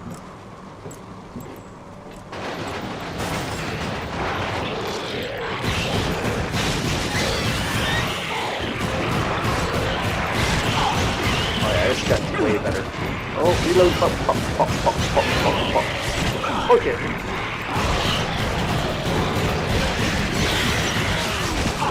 I get used to it. So, okay, I told him what the strength is. It's like, okay, well, how do I get strength? Well, you have to get a girdle of strength, a girdle this, that, this, other stuff. It's like, oh, okay. So, I help him set up his character to get a new weapon. No big deal. He has to get a new weapon. I'm going to have to do a memory swap on that for this game later. Right now, I'm just going to save state and leave it at that. So I tell him what he has to do. Hold it He's right like, there. okay. Take it easy. I'll set that up with you. Okay, I'll get that. Okay, so he goes around looking for a girl. Now, girdles of strength are very hard to find. And he's having an issue. Oh, why can't I find a girdle of strength anywhere in the game? Why can't I buy it right away? I said, well, because they're $10 to $20,000 gold piece items. They're not something you normally get your fucking hands on. I said that to him outright. Like, they're super expensive. You're feasting on blood. Yeah, anytime I hear a mention of a girdle, doesn't matter what size it is, I'm always enamored. It's like, oh shit, a fucking girdle? That's because that's a fight. I love girdles. Yeah, so girdle, so at first, we go through the first dungeon, and his character wants to super badass god. Oh, my god. I'm like, buddy, like, you're gonna have to get that custom made. So, he gets to a blacksmith. This is the sword I want. Okay, fine. This badass character's bring along for me. And... So it's like, what, 3 times 6? 18 boss? Wait. It's kind of broken. Yeah, it's 18 feet, my bad, because assuming he's 6'1", it's 3 Sephiroths is the length of the blade, so it's 18 foot. So, I'm putting in items, and so girdles and stuff, they do find themselves in there. So first of all, he gets his Adachi made. And so his character is max pressing, and the only equipment he can fucking use, it just kind of made me laugh. The only gear he could use was his Adachi, and his Adachi was, he could only carry the Adachi. There's nothing else he could fucking carry but that giant fucking sword. He didn't have enough strength to carry anything else. Yeah, so he's carrying the sword around. So he gets a girdle. I love this. His girdle. Oh. So he gets a girdle. Now, all he had to do was wait for the mage to identify. I even said that, buddy. You gotta identify. You can't just do this. You gotta identify. Oh, I gotta identify. Yeah, you gotta get stuff identified. Well, and like you figure you can. No, sorry, the game. I'm about to say, anybody who's played fucking Diablo or any Diablo adjacent game would know you need scrolls of identify. Yeah, this guy did not. This guy's like, the mage is like, I'm gonna identify the equipment. But I just want this. I want that item. I'm just gonna think. So he just puts the girdle on, ignores everybody, throws the girdle on. Turns out it's a girdle of femininity. I mean, Sephiroth is already pretty feminine. Yeah, so he gets turned into a lady. His character instantly jumps off a cliff. Run Like he hell, fell. Jericho. He kills himself, and he gets up and leaves. Just take the girdle off. You can't take a girl feminine; it turns you into a woman permanently. I mean, shit, dude. Think about it. You're a woman with lustrous silver hair, and you're still 6'1". God damn. Yeah. So here's what happened with this. So he puts the girdle on, gets turned into a woman. His character, literally before the cleric says, "Hey, I can remove curse and get rid of it," jumps off a cliff, kills his character. There goes the magic item. And I love the cleric's response. The cleric's response was, "I can remove the curse." So in my head, here's what happened. I'm going to be Sephiroth. I got my girdle. Puts his girdle on, turns into a woman. Oh, I'm a woman. Oh! And he fucking jumps to his death. And I could just hear the cleric. I'll help you. Wow, he died. He's dead. And he jumps off the cliff. He's like, I can remove curse. Yeah. So the player we all just kind of laughed. We thought it was funny that his character did that, and that was the end of his character. He never played. Yeah, if he would have just ditched the Sephiroth thing and would have just I was like, 6'1", silver-haired woman. That's a lot of people's dreamboats right there. No, he left and he never played. He never played ever again. He quit after that. It was literally his character was dead. He died, and that was the end of that. And I just kind of chuckled. I said, "Buddy, if that's all it took, like you were never gonna have fun in that game anyway."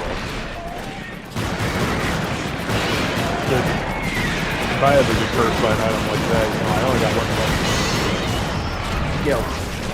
How big's my rack? Yeah, this guy left. This guy, and then I had another Sephiroth player. And this was a custom-made Sephiroth player. This is something he had the character made. This character was made already. He was a level 20 fucking Sephiroth. Now, here's what made it suspicious with his character. I do not believe this was a real character. Like, getting level 20 in D&D is rare. I have only 3, and I've been playing for over 20 years.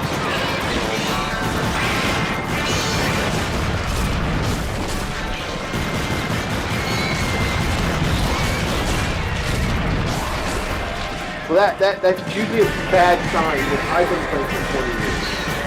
And I only have 3. And one of them's a god, fuck sake. It took a while. Most of my other characters of the other mid here are like level level 15, level 12, level 13. All of them are chaos except for one guy. And he was the best out of all of them. And of course, he fights it. Killian was the fucking best. I know there was like barely any conversation, but Killian was just the fucking best. And that's why I look forward to that one story where the police are hiring adventurers. Yeah. And it's like, it really is like the kung fu story of Bob fighting to carry the master's name. And It's not even kung fu. It's Greek martial arts that he does. Or boxing. Yeah, boxing and pancratic. It's a mixture of boxing and just grappling. Ooh, shit, this guy.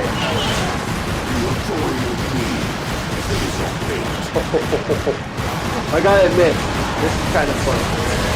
I'm liking this Yeah, I was game. gonna say, for anybody that doesn't know pancreas, just take Marissa. I'm not All done those with moves. either of you. Keep going. We're almost there. Even for because they've added that thing with Street Fighter characters when they attack, they have like the block through, which is the thing. Some characters have like the Hadouken, the blue flame. And then you have Sumo, which is purple. For Marissa, it's golden. Like her gladius punch. And it's like, well, I do have the brass knuckles and wrapped with a gold box, so it's like, man, pretty fucking I close. cannot kill you. Yeah. Not yet. Oh, beat him. So, to me, like I said, to me, my other Sephiroth. So this other Sephiroth is great. He shows up at the table, and I'm like, level 25. I said, buddy, this character is way too powered for the game. And you know what his response was to me? What, are you There's a hidden scared? passageway in the church. It leads to some old mining tunnels under the mountains. It's a long walk, but it's the fastest way to the Dark Watch outpost. Oh, Stay I would going. have loved to watch that Your eyes fight. glowing. We've got to get you to the I Dark looked Watch at him before and the I curse said- consumes you. What?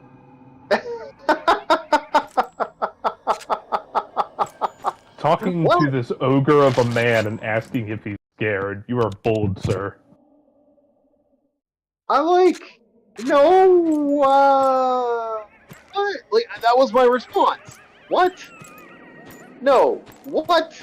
And I'm like, no, I'm not scared of your character playing in the game. Your character can play in the game all you want. I'm just saying to you that that character is too powerful for the game.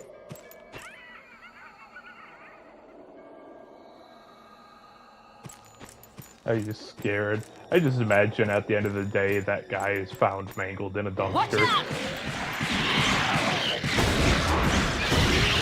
So to me, Sent the I war know. dogs after him. This won't be To pretty. me, I'm just like, okay, got like he's way too powerful. I can't have you playing this superly powerful character. I'm sorry, that's too much. I got to hurt myself there. That's probably a bad idea. Blood over here. Oh, more blood.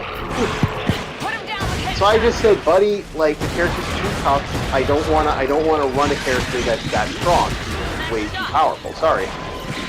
Sorry, not sorry. You know, that's kind of the way I thought about it. And so the one player, he's like, you know what? Let him play. Look out! They can shoot back!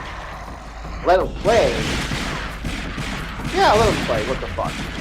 Get that Sephiroth character. And I said, well, you know, and this guy who was playing at the time. He was he was a very experienced player. This guy had his own 20th level character. This is one of the guys from my OG group.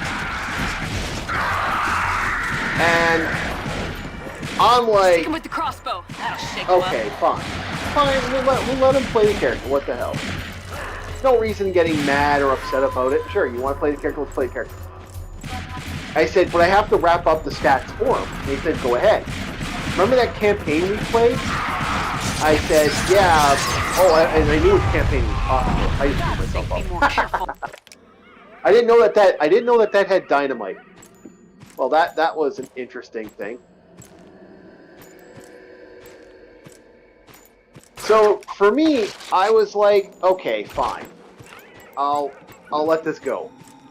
So he's like, yeah, okay, we gotta set this up for the campaign. So the campaign here was it's a dragon horde campaign. This won't be pretty. And I'm like, oh, that's gonna be fun. A dragon campaign can be really nasty if you're not careful. Dragons can kick your ass. They're very dangerous. One dragon's already a handful. No, Horde is in their treasure hoard. This was the ancient dragon. Gunslingers! The ancient dragon, Black Breath is his name. He's old Black Breath. He's always smoking. His breath is always on fire. With the crossbow. That'll shake Oh, him up. okay. That's actually cool. I like that. Not a lot of people that much detail in dragons, or they try to overdo it and they give them like the true dragon name. Though I think old-timey nicknames, like when you call him Black Breath, it's right up there with Moby Dick. It adds to the mythos. Instead of calling him like Horalot the Destroyer or some stupid shit. Yeah. Sorry, I didn't mean to go on a tangent there. It was just really cool. Black Breath, old Black Breath. Yeah. So okay, you want to play? So we'll run the campaign with Black Breath. Black Breath, for me, I played this campaign, and I remember the traps in here were nasty. So this super powered character, within the first 5 minutes, because he decided he was so strong, he's killing all these goblins. Because the campaign starts off simple enough. You get it. You start it. You start the tower, and this guy's sending goblin after goblin.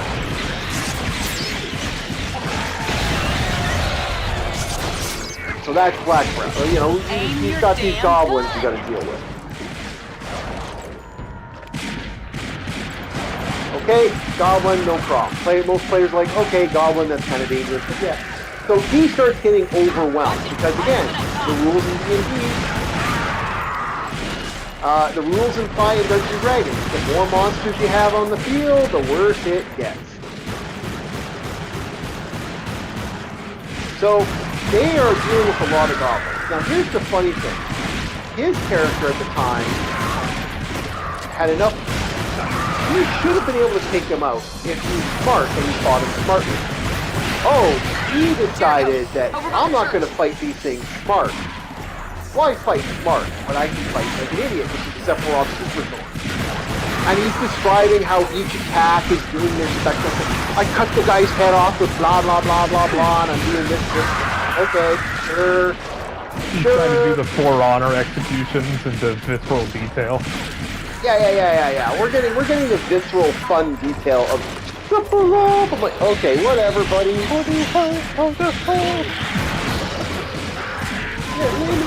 Fire in the background. Stab some random woman. Yeah. So he starts doing this, and so he starts getting overwhelmed real quick. Now, you know, when you have some strength, when you have a lot of strength, you don't need to get overwhelmed. Locked. But he is just like, oh, my sword does this, my sword does that, blah, blah, blah, blah, blah, blah, and all this stuff. But he's not saying to me, I grab a goblin and throw it, or I get out of the line of fire. The goblin archers have given. So, I was gonna say, cutting on the front, this sword has enough reach to do the cutting part. Well, you can't, again, second ed doesn't have to be. Okay, well, I mean, hell, he's going into this much detail. I would have at least done that if I was in his position, because assuming the sword is like at least a +1. Yeah. And if he manages to beat all of the armor classes he's about to hit, yeah, that would be the way I'd do it, but go ahead. So he is shouting Sephiroth, blah blah, you know, he's doing Sephiroth stuff. And I'm laughing because I these guys start to so now you get the archers, you get the goblin archers, and these archers are making me chuckle because I am timming him for 2 to 4 points of damage because all they're doing, they're archers with blow darts. They're hitting him, and they're hitting him with paralyzation poison. Now, you know, one check's okay. Now, all he has to do, again, the whole start of this campaign is you got to fight until you basically get pushed into the cave. So if you sit there non-stop fighting, the monsters they're supposed to keep showing up. Lazarus must have special plans for this place. They will not stop. You can destroy his marks. And I'm like, okay, you know, give me a solid. Like, are you gonna stay there? Are you gonna stay there? Oh, I think he is. Holy shit, he's still there. And he still kept fighting and fighting and fighting and fighting and fighting. And I'm like, okay, so the monsters are just slowly starting to beat him up. they are ending him real quick. Because then the goblins start. Now, the other way the campaign works is if you do this and you keep fighting nonstop, what happens is It's too dark for me down there. you I'll meet you on the other inevitably side. will be defeated. It's just inevitable. It's just how bad is the defeat going to be? And you get kicked down into the dragon's den. They sacrifice you to the dragon. So he finally fails. Now everybody else has run inside. So he is the only character in this area that got caught because everyone else fled. Because they realize after the 5th fucking horde that you don't stick around. Well, I'm Sephiroth. Sephiroth never runs away.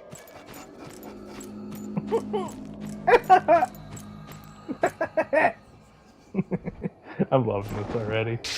This literally is like one of those, was it Den of the Dragon or Crit Crab horror stories. Keep going. Yeah. So he runs in, and he runs in like a fucking war. So he gets himself paralyzed, gets himself knocked unconscious. That's the end. That his character is locked away. Now, I'm like, okay, his character got beat. No big deal. I'm going to ask LCX to get me a Game Boy Advance emulator. Hold on. I'm going to ask... Hey, Arus, if you're still in chat, can you send me a link to a good Game Boy Advance emulator?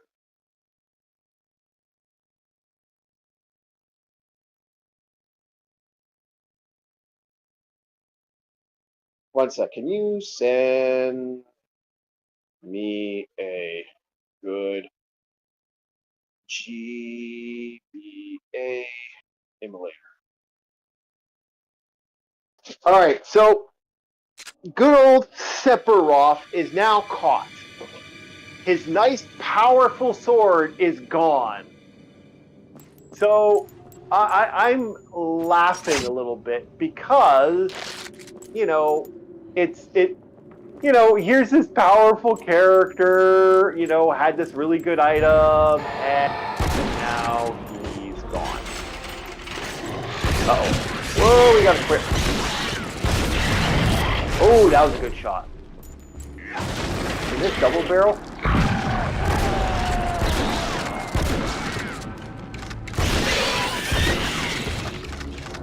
Oh, you got 2 streams on the side? Okay, no problem.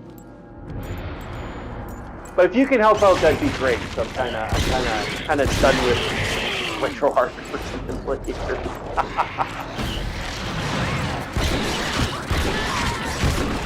Okay, this shotgun sucks. I hope you can upgrade these later.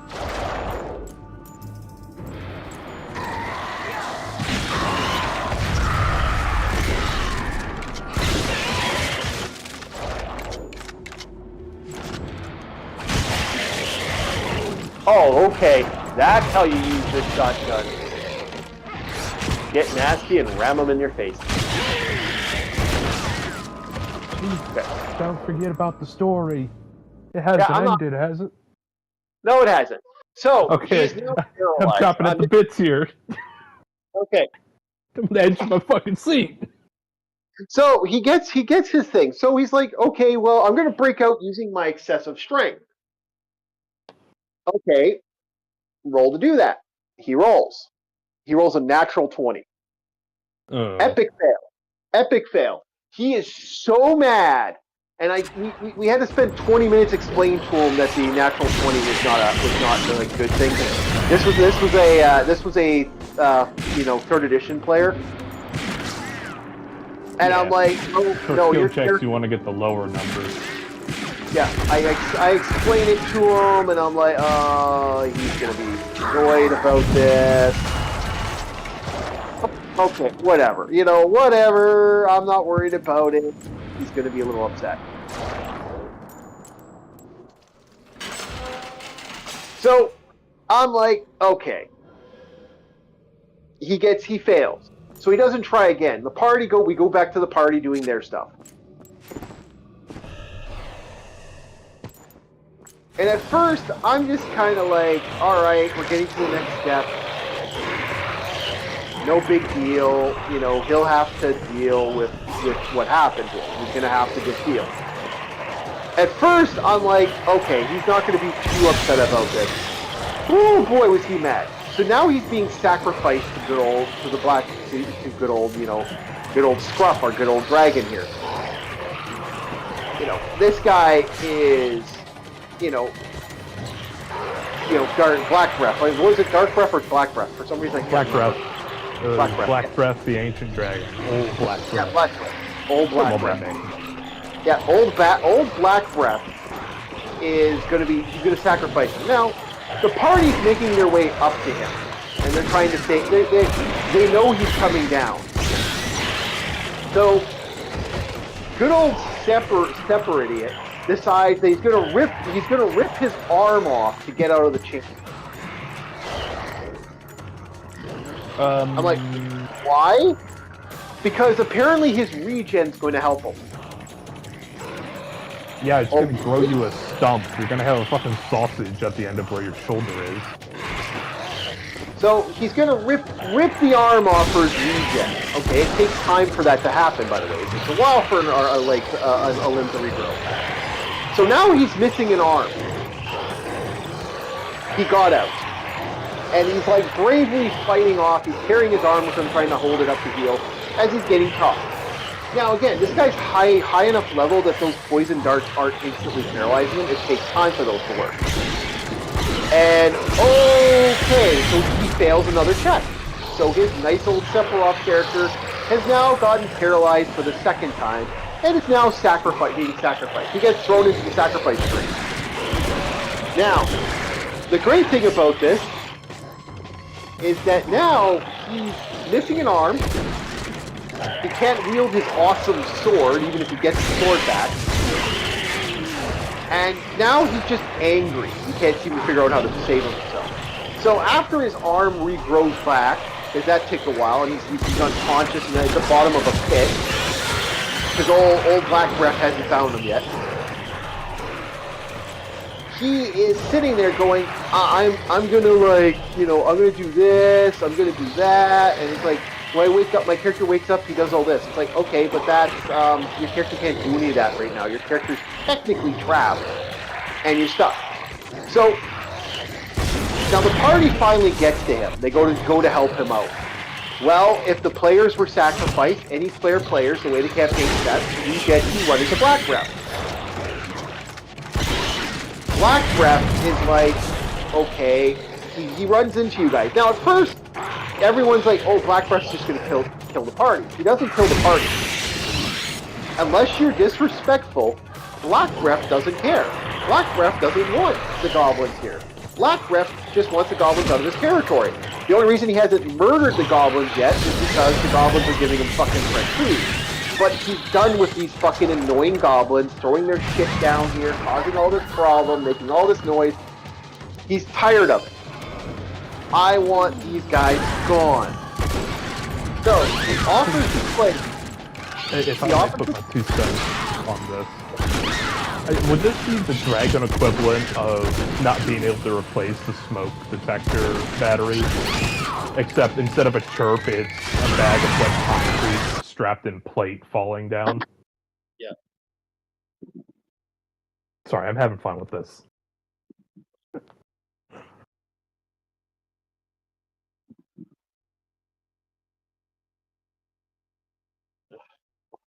I'm just trying to be comedic for the audience. So, Black Breath, Black Breath's all mad, he's all upset, he's like, I want these guys, because in his way, he considers them renters. Now, you can do 2 options. You can choose not to let Breath, you can basically mouth off the Black Breath, and he'll get mad at you and go, okay, get the fuck out, he can attack you and cause problems. Or you can work for Black Breath, and he'll give you some equipment. Like, Black Breath's been around for a while. He's not an asshole. He doesn't give a shit. Not his attitude, Not Black Breath's style. So, that's not his way. He doesn't care. He doesn't care about humans. To everything here, he's just been around for so long. He's so old, and he's so cranky. So you know what good old Sephiroth says? I'm not doing this for anybody. You are an evil monster, and I'm going to kill you and take your gear. Black Breath stops and goes, really, human? And you know when he stops, he takes a breath. The smoke, as the smoke bellows out of his mouth, and this blackness rolls out. He says, "Look, I'm giving you a chance. Do you all agree with your friend, or do you not?" Well, the rest of the party's like, "We don't want to fight Black Breath. We don't want." I just died. We don't want to fight Black Breath. We're not going to do this. No. We don't want to fight Black Breath. We're good. We're good with your agreement. We accept your terms. Okay, fine, human. Do you still wish to do this? And being I can beat anybody. Yeah. His ass takes a sword, takes his giant sword, and takes a swing at Black Breath. Black Breath basically looks at his sword and goes.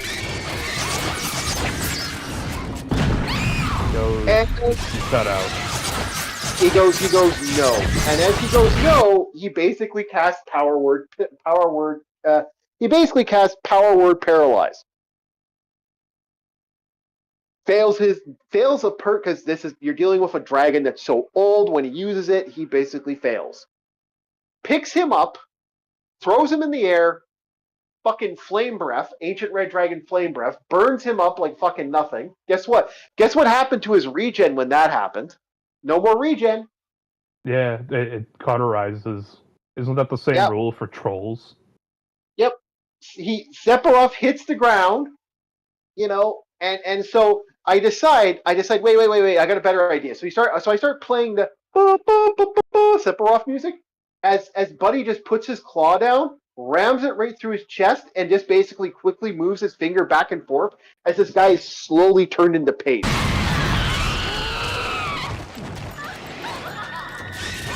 You know me as a player, right? Yeah. If there's a diplomatic opportunity, I'm gonna fucking take it. So Sephiroth not only won, Sephiroth got annihilated by this guy so bad that the creature basically said, "Okay, guys, get rid of the goblins, and you guys win." So, that's how this works. Now, it's funny because this dragon actually plays a big part of the rest of the game. Like, actually, he's an ancient fucking red. You figure an ancient red's going to be a dangerous thing. It is. But to him, he doesn't want to fight. He doesn't want to waste his time. In his mind, I don't want to fight humans. I think humans are annoying. Fuck off. That's his mentality for 90% of his stuff. When you play him, he just doesn't care. He enjoys his horde. He did all this stuff. He's so old, he doesn't care. So he tears this guy apart. Yeah, turns him into mush. And then basically walks away from the game, and the players start working for him. Now, the fun thing about working with good old Black Breath is this campaign ends up with you inevitably helping him destroy one of his enemies. It's actually a silver dragon. If you do the campaign, in the end, you actually take out an overly zealous silver dragon.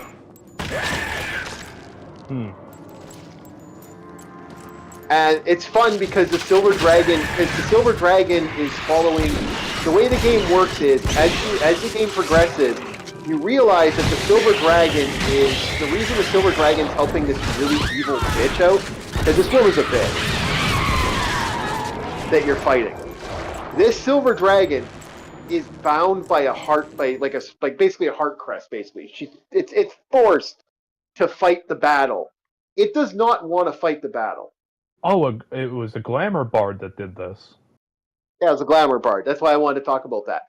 And it's a fun campaign. It is a fun campaign. But that was my second Sephiroth. Now, my Honestly, third Chief, Sephiroth. Okay. depending on charisma, would Black Breath be opposed to imparting knowledge and wisdom? As Oh no, you can get a lot. It bases off your character. He'll give you a spell book if you're a mage. Okay. Yeah, because I may be tired of dragons, but along with long-lived creatures, I also like learning, especially wisdom. Why do you think I talk to so many old people? And talking to a dragon, that's years of wisdom, decades, probably even centuries of wisdom.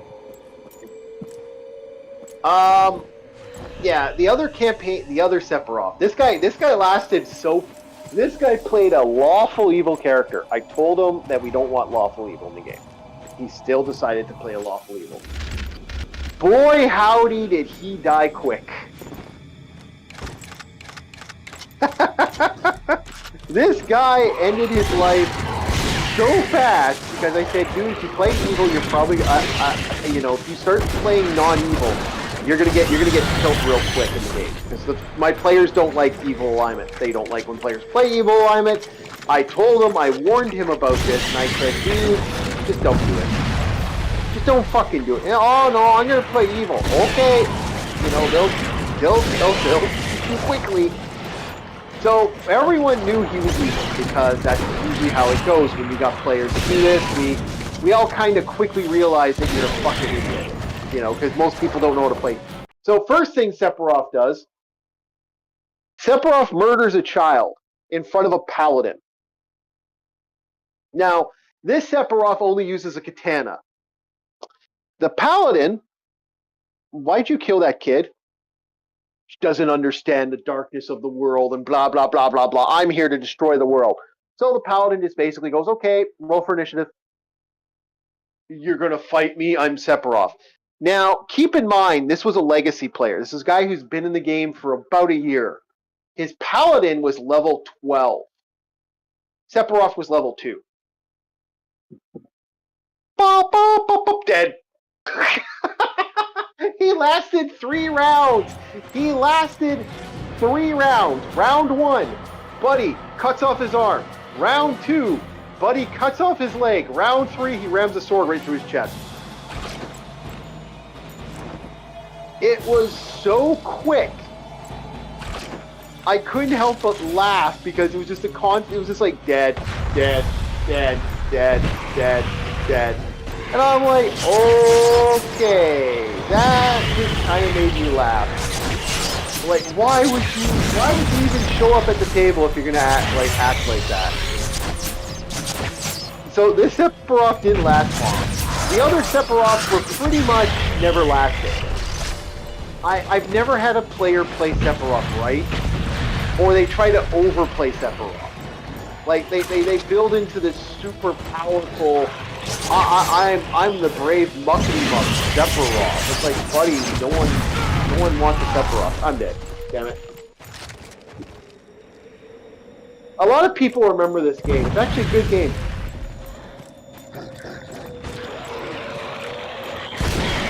But I just thought it was funny watching someone just. I've had so many Sephiroth show up in my D&D games.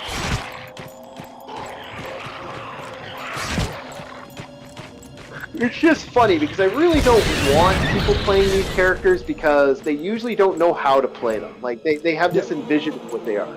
Yeah. I realized I was muted, but I was gonna ask you, what do you think is like the initial thing that players want to play evil, but they always end up fucking it up because they have, this certain view of evil? Yeah, so 1 second. Mark, wait. Yeah, this is a PS2 game. Yeah, this is the PS2 version. And it plays shockingly good, actually. I do gotta watch it, though, because that dynamite crossbow, really bite me in the ass if I'm not careful.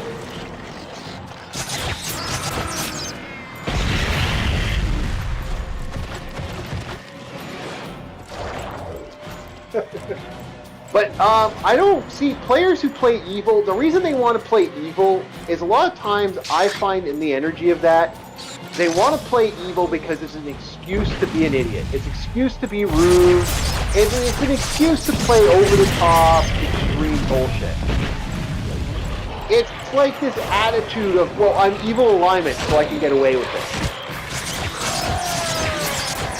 Who the fuck did that? Also, Mark Baker doesn't remember the name. What is the name, Chief, of this game? The Darkstalkers or Dark Watch, I believe. Is it? Okay, yeah, that sounds right. I think you mentioned Dark Watch. It's like Darkstalkers is the one where you play as Death. Yes, no, Darkstalkers. No, that's the one where you're the gunman with the gun. Oh my god, I am fucked today. Jesus. Go ahead, Chief. Sorry. Yeah. No. Yeah. So that's the thing. I find most people who want to play evil don't understand evil. So this is why they become. This is why this happens.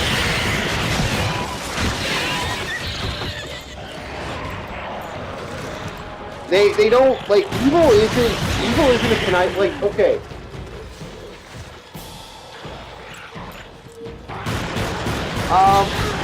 Okay, evil doesn't mean stupid. Like, just because you're evil, you shouldn't murder the entire party. Or, you know, kill... You see an orphan child, so you decide to stab her in the face for some fucking reason. A little girl standing up, oh, I'm evil, guys. Yeah, you know, that usually breeds players to just kill you outright. Like, that's when the party murders you and pretends you exist. Or, I'm evil, so I'm going to start killing the guy next to me because I think it's funny and I get experience killing him. Ha ha ha ha. That's stupid. That is chaotic. We like to call that chaotic stupid.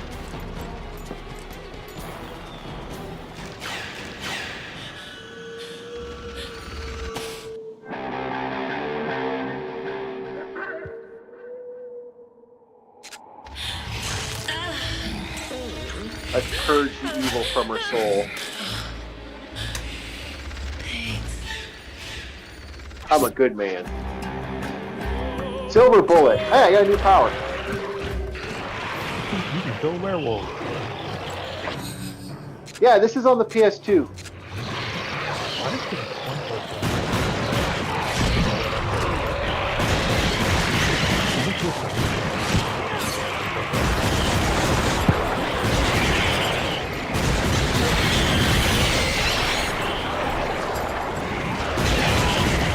Yeah, this is on computer too.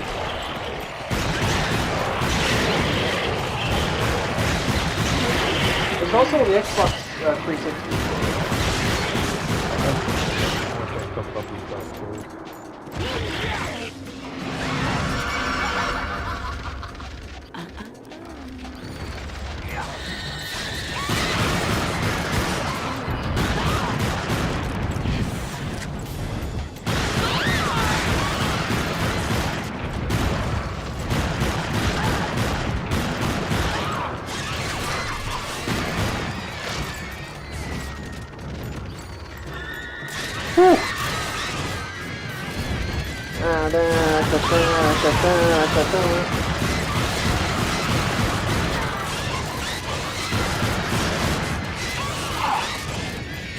We have another gun in here, which I do.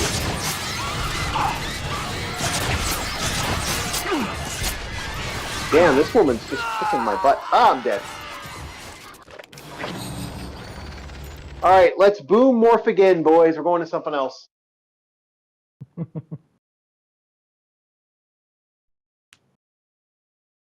But yeah, no, I agree with you. Sephiroth wouldn't do that. I'm actually in total agreement with LCX. Sephiroth wouldn't do that.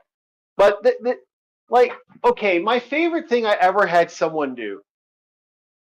I had a player once tell me, because one of the players was playing a female character, and he spent the entire game trying to have sex with the female player at the table. Like, I mean, her character... And him trying to bang her character.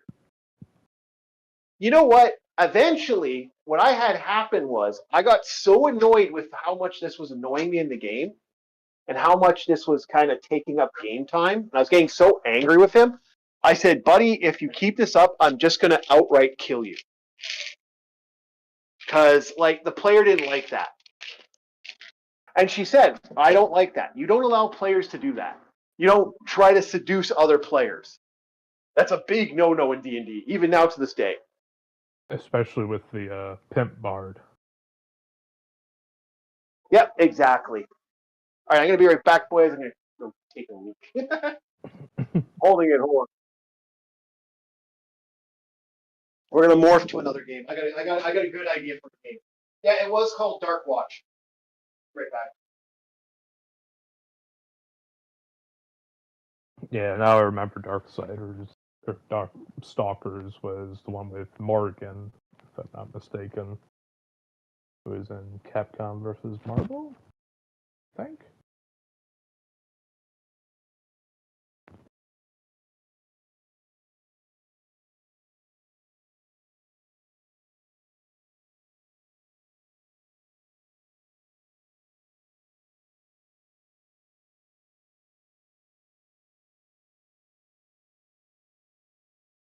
See, some DMs will let you get away with that type of level of play, but that usually doesn't go good. You'll eventually have someone coming after you. Yeah, eventually. So next on the ground, what are we going to play? What do we feel like, boys? Did Dominion Tank Police ever have a game release? No. Damn. That's a missed opportunity. I think we're going to go to Mercenaries Playground of Destruction. We're going to continue that game.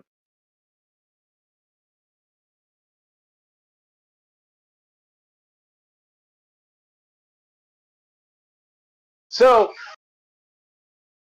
this was my favorite. This was my favorite one I had happen years ago. I can't really believe we've been at it for like almost freaking almost 3 hours. Hey, Holy we've been shit. talking about a lot of different things, and which is surprising because going into this, we only had like 2 talking points, but we managed to go off with just one of them. Yep. So okay, this was great. So the guy who's trying to charm the girl. Okay, I'm going to charm her. I'm going to do this. So he basically does it. He tries to quietly charm her.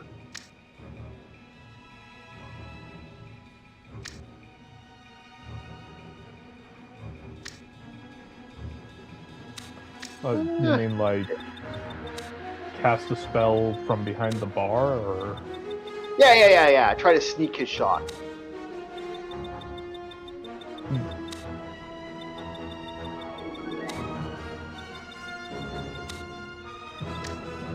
We're going to play girl.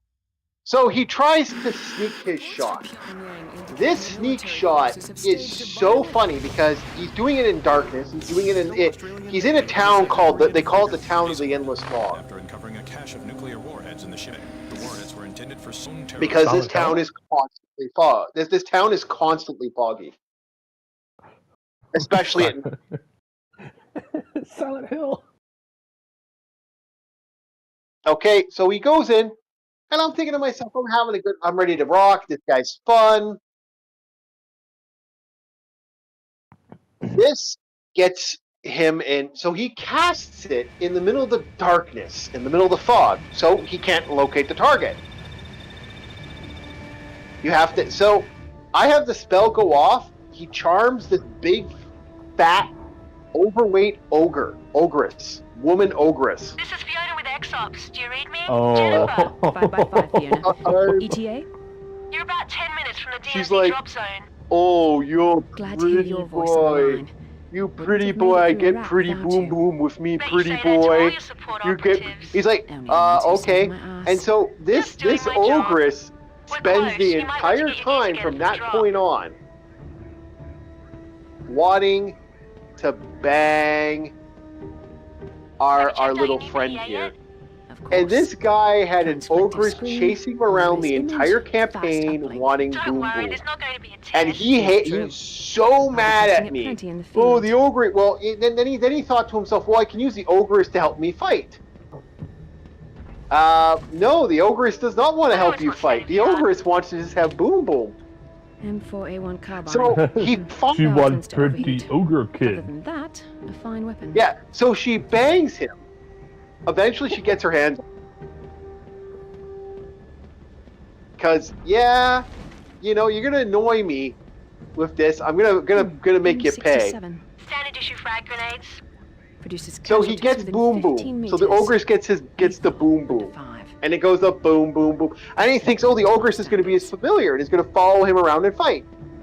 Nope. Ogress leaves. Ogress thinks you're too pushy. Ogress leaves. You heard the man. Time to get going. So he spent this entire game thinking to himself, he's going to get this awesome Ogress Jennifer, woman. She's going to, you like, ready? you know, hook up with him. No. Five, Nope. five, She five. banged him and You know left they him. say the DMZ He got a is the most dirty dangerous place on bomb. I know. But still, $100 million. You think you can spend Oh, that he much became money a in baby one daddy. You lifetime? know me. I've got expensive tastes. Yeah. Oh, yeah. He was so mad. I'll tell you what. For having if I had my choice, I think I'd go for a furball. Giant ginger hair Scotswoman. Yep. Well, look, if he wasn't such an idiot and didn't treat the players like shit, he wouldn't have a problem. This guy got pro. Oh, you want me to play Dancing Swords of Sekiro? Okay. I gotta test the emulator first, so we gotta get the emulator up and running, and then I'll consider it. Okay. Your primary objective is to get to the Allied HQ. Colonel Garrett is waiting for you. This is the southern border. But I of the will play DMZ. that game. I guarantee The you. Allied HQ I'll is put due that. north. I'll put that on the game list for tonight. We're gonna probably play this and then we're gonna call it for the night because we've been at it for like a good couple hours. I just figured I wanted to make sure Logan had his like, you know, if Logan ain't running today, we might as well, you know, I might as well like give some fun to this.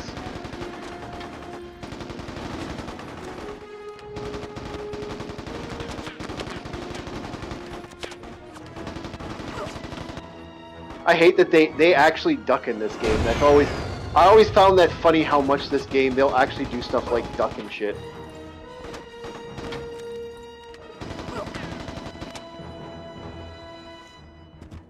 Can't remember how to duck actually in this game. Okay, that's grenade. That's your switching weapons. I think that's your switching weapons. How do you duck in this game again?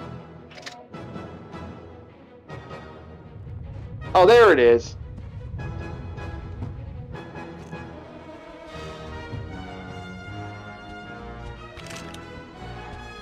Yeah, it was funny though that how often this guy tried to play this like, I'm this powerful monster. It's like, no, you're not, buddy. You're barely a fucking moment on the life of the game, man.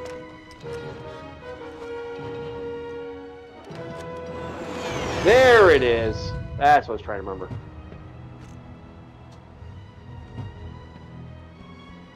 But I had many players do that stuff where they would want to play these super powerful characters and they don't understand playing super powerful characters. That's the thing.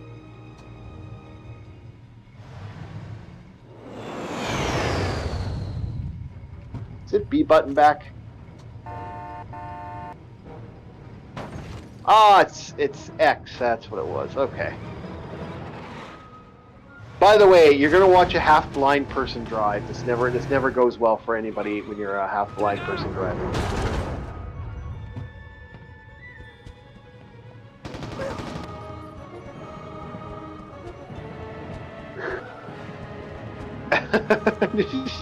You never want someone like me driving a car.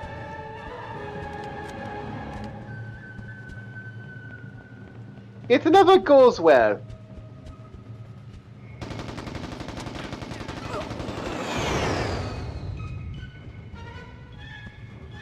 Oh, yeah, that's the missile platform gun, isn't it? Yeah. Can you fire this from the, Oh, you can. Ooh. Hello. Hello. I'm gonna steal this. Who doesn't want to steal an awesome weapon?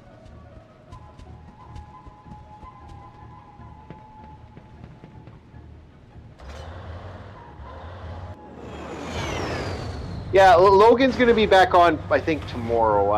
But I figured if he's not on, I'm gonna run the session for a bit. The area is a lot hotter than we expected. I figure have someone else Hang running on the while I thing for patch him. into the Allied uplink. Damn, the North Koreans staged an assault on the Allied HQ. I'm hearing reports of intense shelling in the area. Looks like you're just in time to be a hero.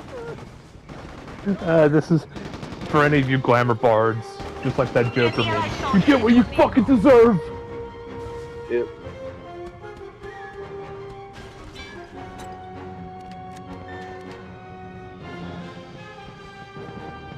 I just found it funny though. I think, if I remember correctly, they'll drive for me too.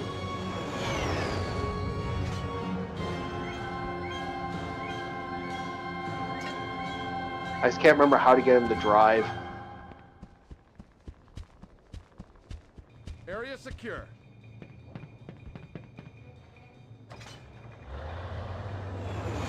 But no, I just thought it was always funny the way some of these players are. Because some of these players are just really stupid when it comes to stuff. It's just like, really, man? Really? Attack!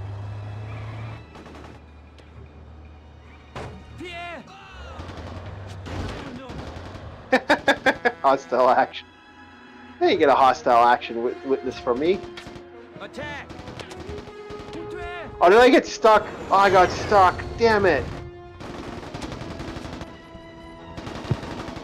Damn it.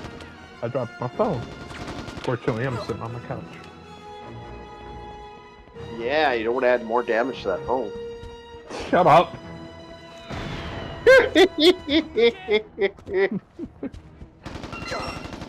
You know, the thing is, when I was still in the Navy, my phone having a cracked screen, I didn't think twice about it. Attack! Because I was like, I'm on the work site. Things are gonna break. Be it tools or gadgets, doesn't matter. Yeah. I still have the same mentality of, if it's still functional, I still wear it. So much so that some of the more senior guys, like the Chiefs and up, E7 and up, were like, hey, get a different pair of boots because your boots are all torn up. Yeah. And fortunately, my chief, I gave him the reason why is because I'm working.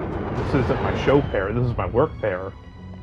And he completely understood that. Like, he knows it, but because of office politics, you always gotta look a certain way. You always have to have your boots polished, even though you're stepping around on non-skid.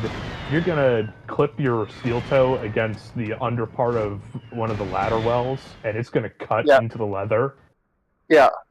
So this is where you got the paper pusher office politics against, you know, knuckle draggers like me. And it's like, dude, I'm just doing my job. I'm not here to be your pretty fucking princess. I'm shaved, I'm clean, I'm here to work.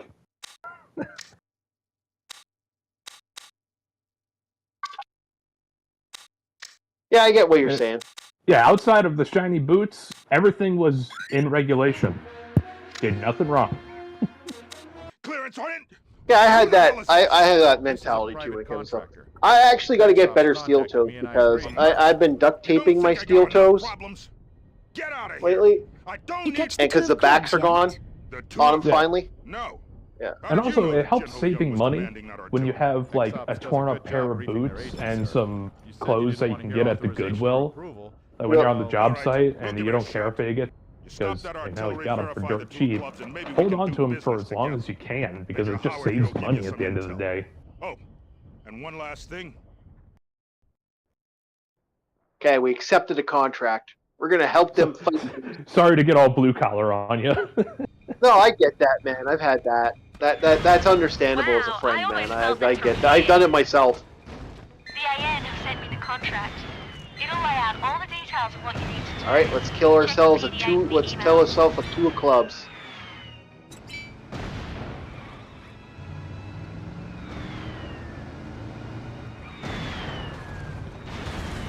Woo! He's going good here. What the hell? I'm lost in the darkness. The darkness got me. Oh. Oh, okay.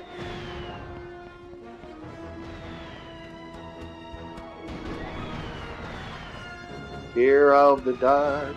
Fear of the dark. Always have a fear that something's there. Something there. Something's always there. Something's always there. There we go. Fear of the dark. Fear of the dark. Great fucking song. Just about anything from Iron Maiden is a great fucking song.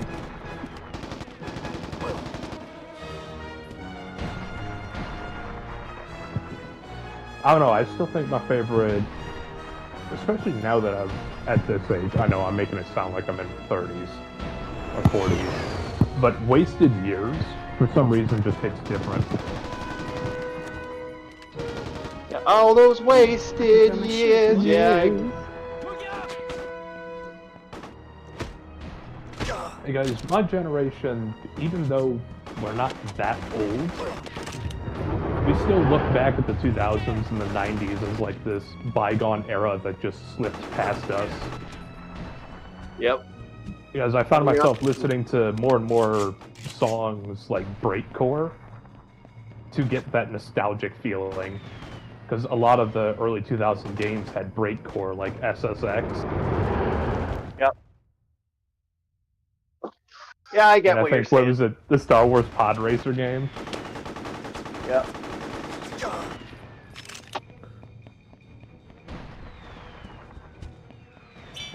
I like the 2 minutes to midnight. 2 minutes to Midnight. All right, let's get ourselves the 2 of clubs. Hey. Don't miss.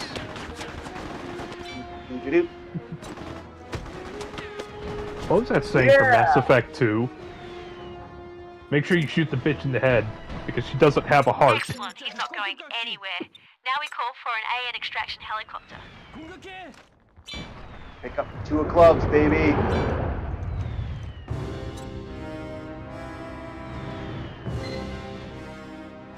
Okay, wait.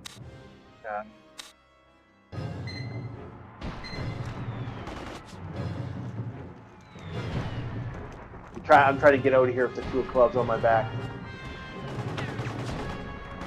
Don't shoot the 2 of clubs. Don't kill him. I need him. He's worth money. He's worth money. Fuck off. He's worth money.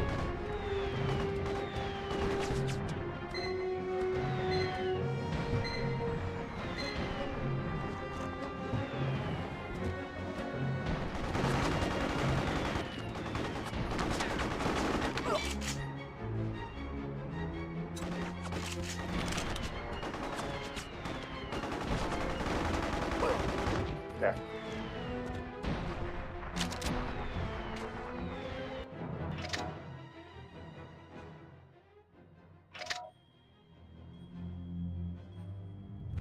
Now, I can't remember how to get a 2 of clubs out of here. There's a way to do it, I just can't remember how. I think I remember seeing something where if you're close to him next to the vehicle, place captive in vehicle. I think so, I just can't remember how.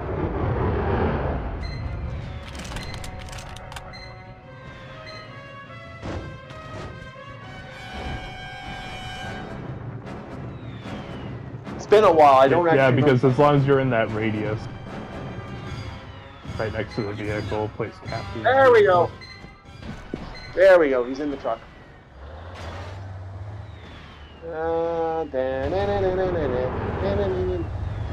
Whee!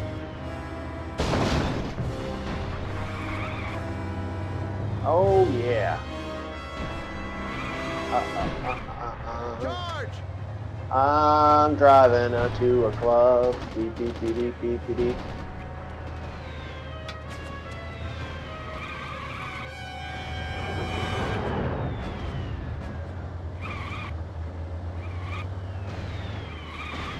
Attack! It's one of ours. Now I pick up the 2 of clubs. I just don't know where I put him now. I can't remember where you send him. Does it say in the mission I details? can't remember. It's been that long, and I don't have a memory. I don't have the instruction manual for this game anymore. No, I'm saying like in the mission you accepted the bounty. Does it say the drop-off point? Actually, maybe.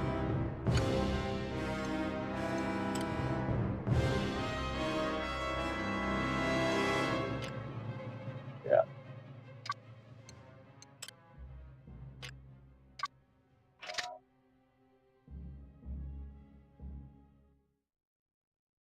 Wait, is there? I'm gonna try something here.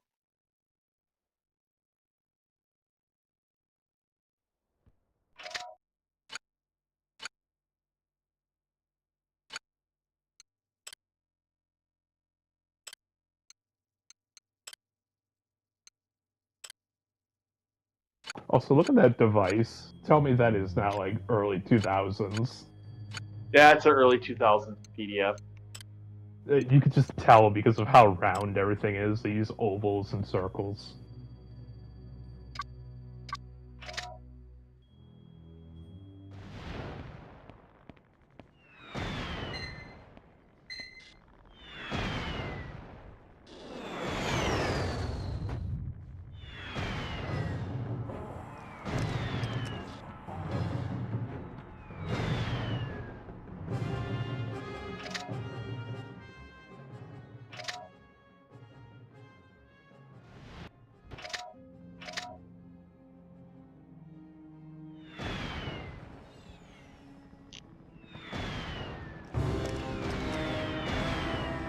I don't know. I got him verified. Now what do I do with the character? Am I just gonna run around with this guy?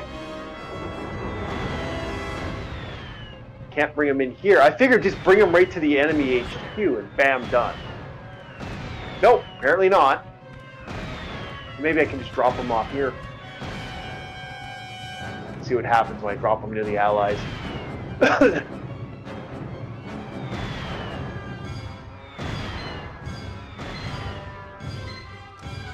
Nope. I wonder where I can take him now.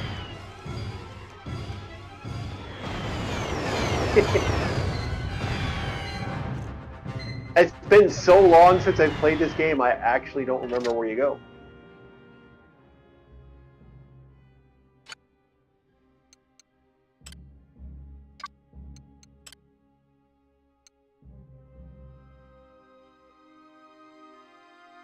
Oh, I gotta do both! So even though I caught him, I'm still stuck until I finish the mission. You gotta destroy the artillery as well. Yeah. Okay. When you got him into that large transport truck, I noticed one of the boxes broke, had an RPG. Did it? Oh, I didn't notice that. Oh, well. Yeah, it said hit triangle to pick up RPG. Or it could have been the machine gun, the RPD. Yeah, RPD. Yeah, it was a light machine gun. I don't worry. I got this.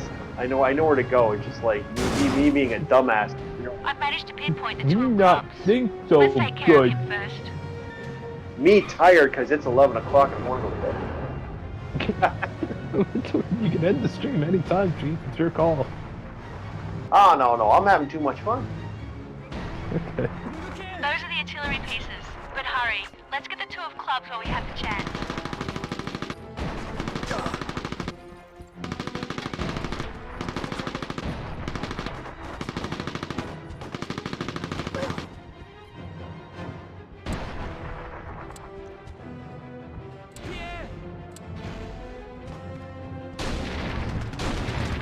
Don't forget your objective. You have to deal with the two of clubs. Don't forget your objective. You have to deal with the two of clubs.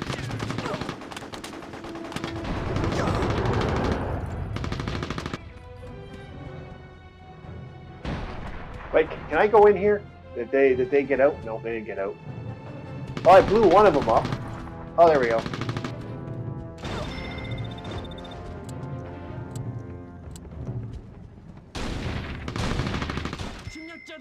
What the hell? Okay, I'm still alive. Okay. My car's ready to blow up, though. Okay, I did that. Now I did 2 missions.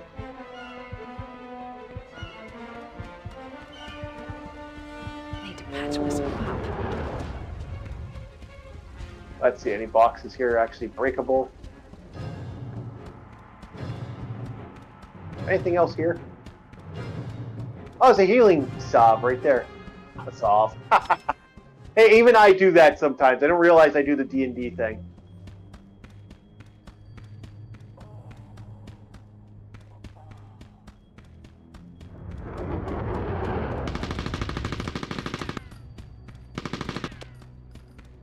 Okay, both artilleries are gone. Okay, let's pick up the 2 of clubs and get the hell out of here.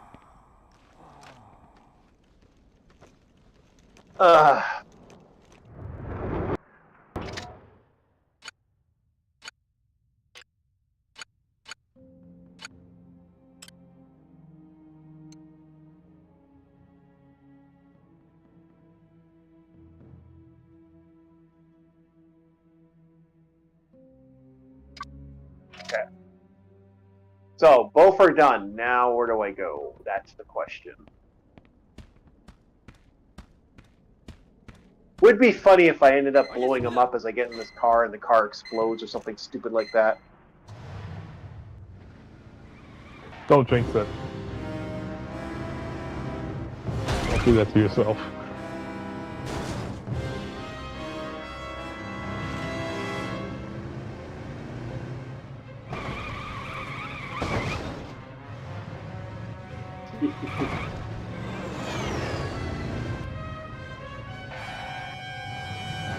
Let's see here. Let's go over here. Yeah, now the explosion stopped over here. Now, how do I get rid of this 2 of clubs? Come on.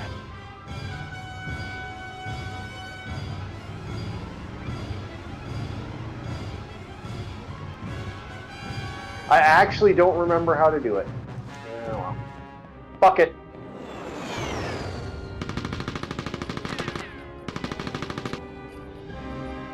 Oh, okay. I shot him like a bunch of times. He's dead.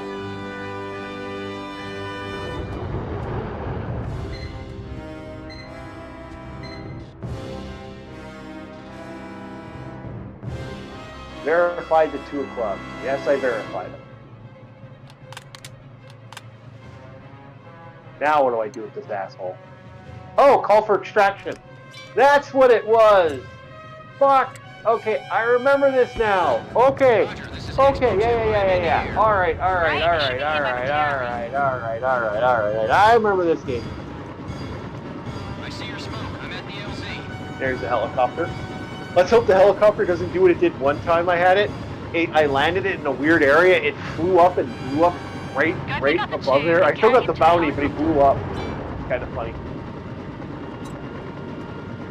That's what I had to do. Okay. Okay. Alright, it's over. We got him. Perfect. 1 down, 51 to go. Bam. Mission over, boys. We got our mission.